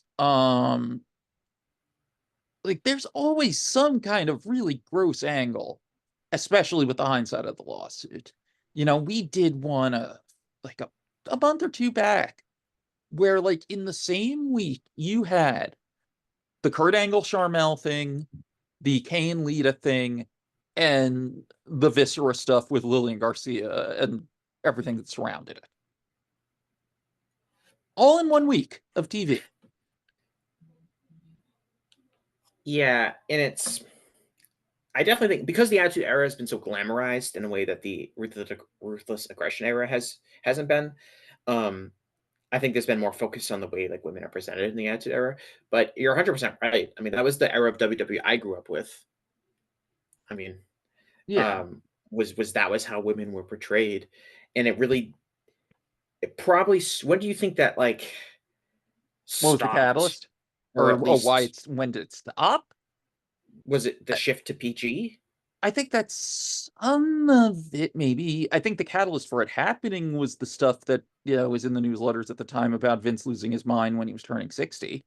Um, and also just the no competition and brazenness from other Well, you things needed that were happening. stars, and when you need stars, you start taking tricks, and one of the tricks to just do that is let's throw sex on TV. Yeah, I think that's part of it. As for when really they started to tone things down, even if the portrayal of women wasn't good. Yeah, I would say the toning down is PG. And even in that era, we still had the things like the making fun of Mickey James because she's fat, like all this other stuff that Which was still demeaning. okay, I don't know if you ever heard me tell this anecdote. Okay. I mean, the Mickey James thing is ridiculous regardless, but there's a reason it's extra ridiculous. Um, trying to remember which website I was writing for at the time. Maybe I think it was either Bleacher Report or Cage Side Seats. I'd be looking for photos for articles and stuff. Mhm. So I go into Google Images, and when I would search for a Mickey James story, I would search for Mickey James images. There would always be a bunch of results from, like websites with pictures of her in relative states of undress that always described her and her WWE era shape, not when she was skinnier on the indies or anything. And when I say skinnier, I mean relatively speaking, obviously. Mhm. Uh, they all called her like hot fitness babe Mickey James. Like, to the average person watching that show, like, not only was she not fat, but she was, to most people watching the show, probably more attractive to most of the viewers than the other women. I can tell you right now, she's very attractive to 14-year-old Jesse Collings. Yeah, so like that was just extra insane, and like they do the thing where it's like, oh, it's heels saying it, so you can argue, oh, the heels were technically lying, and they did that with other stuff at times, sometimes in more nefarious ways. But also there is all the Vicky Guerrero I was gonna say that's shit, like right around the same time period where it was like for years, like and it was that's just this. all post PG. Right. I mean, a lot of it is PG era. This is like Uh, 2012-ish, I feel like. yeah, AJ Lee's whole character was bitches be crazy. Right. And she could manipulate those dumb wrestlers with her good Yes, looks. exactly, and there's that. Oh, I feel like I'm forgetting more. I mean, one thing I wanted to mention too, that this is where it was going earlier. I don't know if there's a good way, to do like like I said, like the stuff about breaking couples up, which also I found it very interesting that more places didn't pick up on what Mercedes Moné said about that recently, and that they kind of buried that lead beneath just her general comments about her divorce. And but um there's that, but there's also like, especially in that ruthless aggression era, there are times on TV, certain moments, and then certain like patterns of people repeatedly interacting where I can't describe it, but you know it when you see it. It feels fairly obvious that it's Vince trying to get two people to hook up. There is just a tone and a style to the content and the degree to which certain things are being sexualized where it feels like that is his end game. And I feel like I'll say this because it's the example like where we've talked about it most on Between the Sheets when it's come up. You watch like when Maria is interviewing John Cena, it comes off like Vince is trying to make something happen. Was he? I have no idea, but it comes off that way. Just Vince, like I would agree with that just because it's in line with what Vince's idea, like Vince's attitude towards everything, which is that especially in terms of his wrestlers and his Yes, the hot um girls are for the top stars in the office. well, and just in general, like he wants to wield complete control and authority over them, and so that means Yes. like if I want to be play matchmaker, then I can do that. And Yes, honestly, yes, exactly. at that stage of his career and that stage of his life, I don't know how much of that is him. This is just who he is, and it's almost like instinctual. That's what he does as a pattern and learned behavior, as opposed to him like really consciously thinking about it all that much. I uh, I don't know if I would agree with that, but I get your point. But it absolutely, it's how he sees things and it's exerting control. And it also goes to like stuff like, but just as far as like the whole thing of like, oh, hot girls should be with top guys thing, there's the story which until recently I'd forgotten was actually in the Observer. And whatever you want to say about Dave, like this is something I heard at the time too from wrestlers who were there. Um, when Alicia Fox and Kelly signed, straight out of a bikini catalog by John Laurinaitis, which is a whole other thing. Um, the guys in OVW were told, do not fraternize with either of them, or there will be repercussions. And the rumor was, and what ended up in the Observer was that Mikey Batts had a consensual fling with one of them and got fired. I reached out to him at one point and he didn't deny it. And like, even if you want to think about age or whatever, he was like 21 or 22 or something. And both of the women were 19. So it was not even like an inappropriate age gap or What you're anything. saying is you're saying that maybe it was implied that they were they were They signed were for something. earmarked. Yeah. Yes, exactly. And not in a way that reflects on either woman, obviously, No. without their knowledge or consent, surely. Um, so that, you have stuff like that. And then there's even shit now. And, I've said this elsewhere, and I think it's important to mention, as far as circling back to today and the post Vince WWE. It was a few years ago that they had multiple female coaches at one point. I think the most they had at the same time was three, Yep. which was Sarah Amato, Serena Deeb, and Sarah Stock. Hmm. Deeb and Stock got let go in the pandemic cuts. Deeb got, signed up pretty quickly by AEW as talent. It was within months. It was before the end of 2020, I believe. And but Stock just sat on the sidelines for a few years. It was quite a long time before AEW signed her as a producer. Hmm. Um, and then Sarah Amato, Sarah Del Rey, for those who don't know, she goes on maternity leave almost 3 years ago now. And I think I'm remembering it right. I think it's 3 years, not two. And around that time, I've never asked this specifically, but I assume it was tied to it. After a long time and telling her they were waiting for budget approval and stuff, they signed Allison Danger as coach.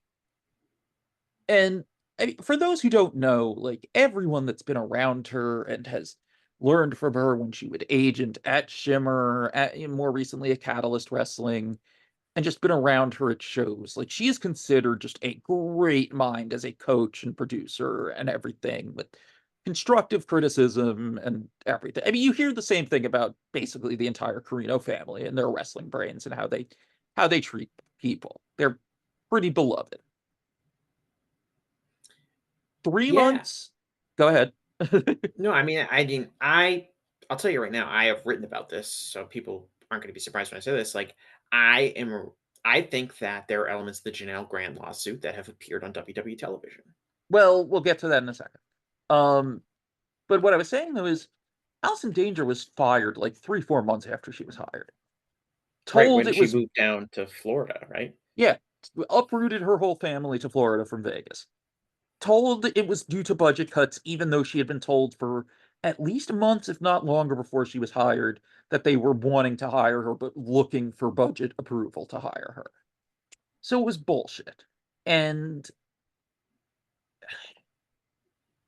Sarah Amato, once she came back from maternity leave, and people have read it this way when I've tweeted about this, and I don't know why. I'm not saying this as a criticism to her or anything. Whatever Sarah Amato's job is now, she is no longer working full-time hours as a coach. She maybe works 10 hours a week at most as a coach. Aside from that, I've never heard anyone find out what she does the rest of the week, if she's doing other office stuff for WWE or she's only part-time now, whatever. Despite that being going on now for years, they have never filled that full-time female coach role at a time where they're hiring so many younger, like college age and just out of Mhm. college women. Many of And whom have no prior pro wrestling experience at all. yes, and to me, it's pretty glaring. Like, why are you not filling that role, especially when we know there are people, or there were people available that you felt were appropriate for that role? And in spite of, since I I believe it's Matt Bloom as head coach that has the ability to choose the guest coaches.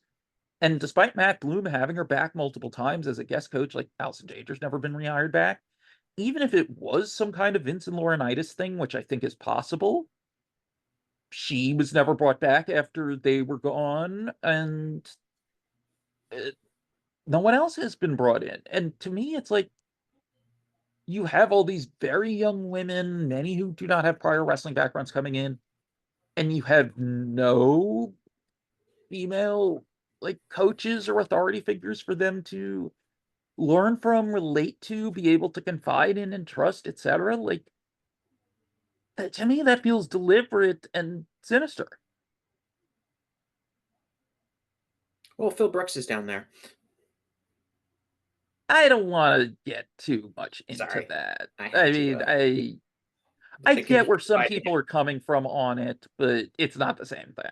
No, I know what you I mean, and we're I not get why you talking cracked like the joke though, but you're yes, talking about like the lack of like this is would exist not just in wrestling but in any company. You have a huge company, you hire a bunch of young women, you want to have other women in positions of authority that they can trust and rely on. That is what yes, almost any big especially company, in a coaching role, in right, athletics, in a and male dominated industry. yes, and there's no answer to that. And I mean, and they kind of lied about it. Someone asked Shawn Michaels about it on one of the NXT calls within the last year. I think it was in 2024. I forget his exact answer. It seemed like he was aware that it was out there because I think I'm the only person that's mentioned this, but like he was like, "Oh, she's so low key that people don't even notice she's here," which felt like such a crafted answer about Saramato. Like there's something going on there. Like there's other shit I've heard that makes me think there's more to it, which Mhm. I shouldn't get into here, but like I'm sorry, that's a huge red flag to me. And that's something that's still going on under Paul Levesque's WWE without Vince McMahon, without John Laurinaitis. Well, yeah, I mean, we could have. They didn't, they didn't mention Bill DeMott. They didn't mention Velveteen Dream, Patrick I Clark. mean, not all of that is necessarily germane to a Vince Well, documentary, it's though. not, but in terms of just like I get if I was doing the documentary and I'd be like, this is the culture that Vince created, even though Vince Yes, may be yes, yes, gone, yes. or in areas where Vince really didn't exercise a ton of control, there was still, a lack of accountability for things that were going on there. Yes. And If people forget, by the way, with Velveteen Dream, he was fired a year after all those allegations. Like oh yeah, I it mean, wasn't right away. It seems like they did deliberately fire him for cause over something because it yeah. was like separated out from the group of releases around that time. Well, his push, if I recall correctly, his push really stopped too Hmm. before he was fired. Like he Yes. was kind of like a lot of I think he was kinda, like, pretty close to the main roster in terms of, like, his progress, in terms of how over he was getting and how he was being Yes. presented on NXT Yes. television, and then there was, like, a whole year where he was there where he really didn't do a whole lot. Well, Um, and something that blew my mind, that both that it happened and that for some reason no one else really picked up on it. Um, there was I forget which if it was Keith Lee vacating or whatever. There was some ladder match for the vacant North American title that he was in after the allegations, after presumably the story EC3 tells of him seemingly trying to record guys going to the bathroom. Um, every time, and this was during the pandemic, I should be clear, when it was performance center trainees and maybe also local indie wrestlers as the crowd. And every time he's on offense, anytime he's doing something that would get a pop, anything, it is obvious that everyone in that crowd that works there is deliberately being dead silence in protest. They are not reacting at all like they are to the rest of the match or anything else that's going on that card or period at that time. Like clearly everyone there did not like him for and at all and for some serious reasons to the point they would just completely disrupt a show like that. So yeah, like there is a larger context you can talk about that. Um, like, and again, this is not a specific Vince thing, but if we're going to the culture, like they're handling a speaking out where everyone who admitted to wrongdoing got fired, nobody who didn't got not regardless what evidence there was or wasn't, nothing happened to anyone who didn't admit wrongdoing. mhm. Um, Joe Coffey was suspended for reasons that were never explained. That he was the only one that was suspended, but other than that, there's that. Yeah, there's plenty you could talk about. Right. just, I guess to bring this home, it's such a flawed documentary. It's not a hit piece. It's not fluff. It's not, or I should say, it's not a puff piece, but it's in the middle in the wrong way. It has all of the problems that a puff piece would have, and Meltzer was right when he said he didn't think that people's expectations, whether they liked Vince or hated him, he didn't think either side would be happy, and I think he was right. Mhm. All right. I want to thank David Bixenspan for being on the show. David, do you have anything you want to plug or anything else? Yeah, main thing I'll plug is Between the Sheets, my podcast with Chris Zellner that I alluded to earlier. You can find it, wherever you can find podcasts. We cover a week in history. We jump around through different years. Always at least 10 years ago. Well, and I want to point out that's a very wise gimmick because then you're really giving yourself it was a really smart decision on your Oh, guys' to part not to do like not a just lit chronological, yes. yeah Because then it gets repetitive too, because there's stuff that's layering on each other, especially as a weekly show. yeah So, we jump around a week as it was covered in the newsletters with clips from the TV shows and stuff. And, we kind of analyze both what happened and the coverage. And, it does get fairly inside baseball at times. And then we have our Patreon, patreon.com/between the sheets, where it's a single topic deep dive is the bonus content each month. It's a long form podcast and we do a single, we guarantee you at least one single long, single topic show each month. And we've done 8 years of that now. We're getting close to 100 Patreon shows. And, we've done a lot of Paul Heyman and Eddie Gilbert stuff. We did a series on the Titan Gate scandals from 92, which we did make available for free if people want to hear that.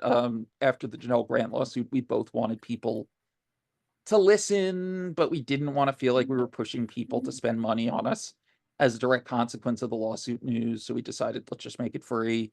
So all 4 parts of that are free. There are other free shows up that if you go to the Patreon, there is a free shows collection. We Depending on when you release this, we've either finished both parts of or about to post the second part of our Chris Jericho leaving WCW for WWF series. Recently we did a 3-part series on Rob Feinstein's ouster from Ring of Honor.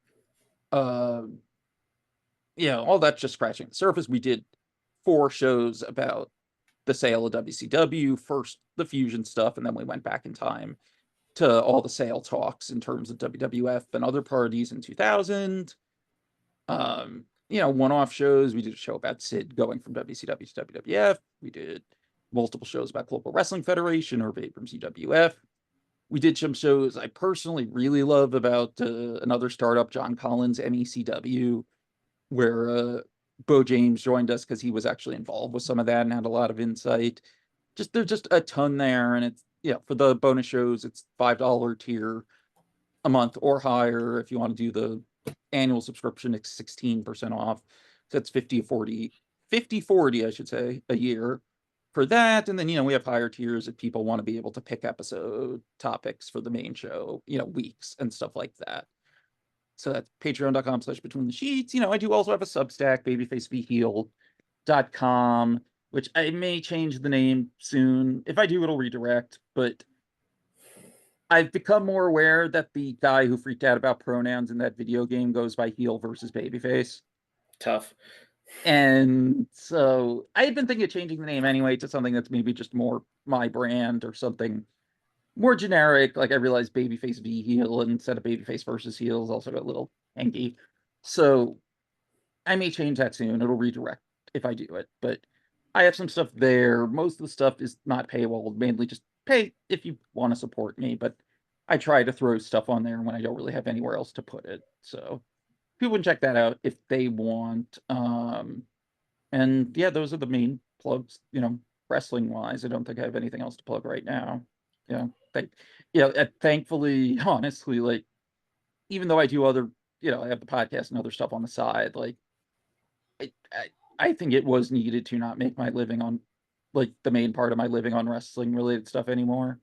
Since my main job now is writing about tech stuff for Slash Gear, and I think that was that for the best for that my route has side gig. never appealed to me, like doing this full time. I mean, it just kind of happened, and even then, for a decent stretch of that, I was writing more about other, not more than wrestling, but other things too. But just it was needed to get me just out of that space and like to be able to have it as more of a just fandom and side hustle Mhm. thing, I Yeah. think, again. All So right. I want to thank Bix for being on the show. I want to thank all our listeners, and we'll talk to you again. See you later.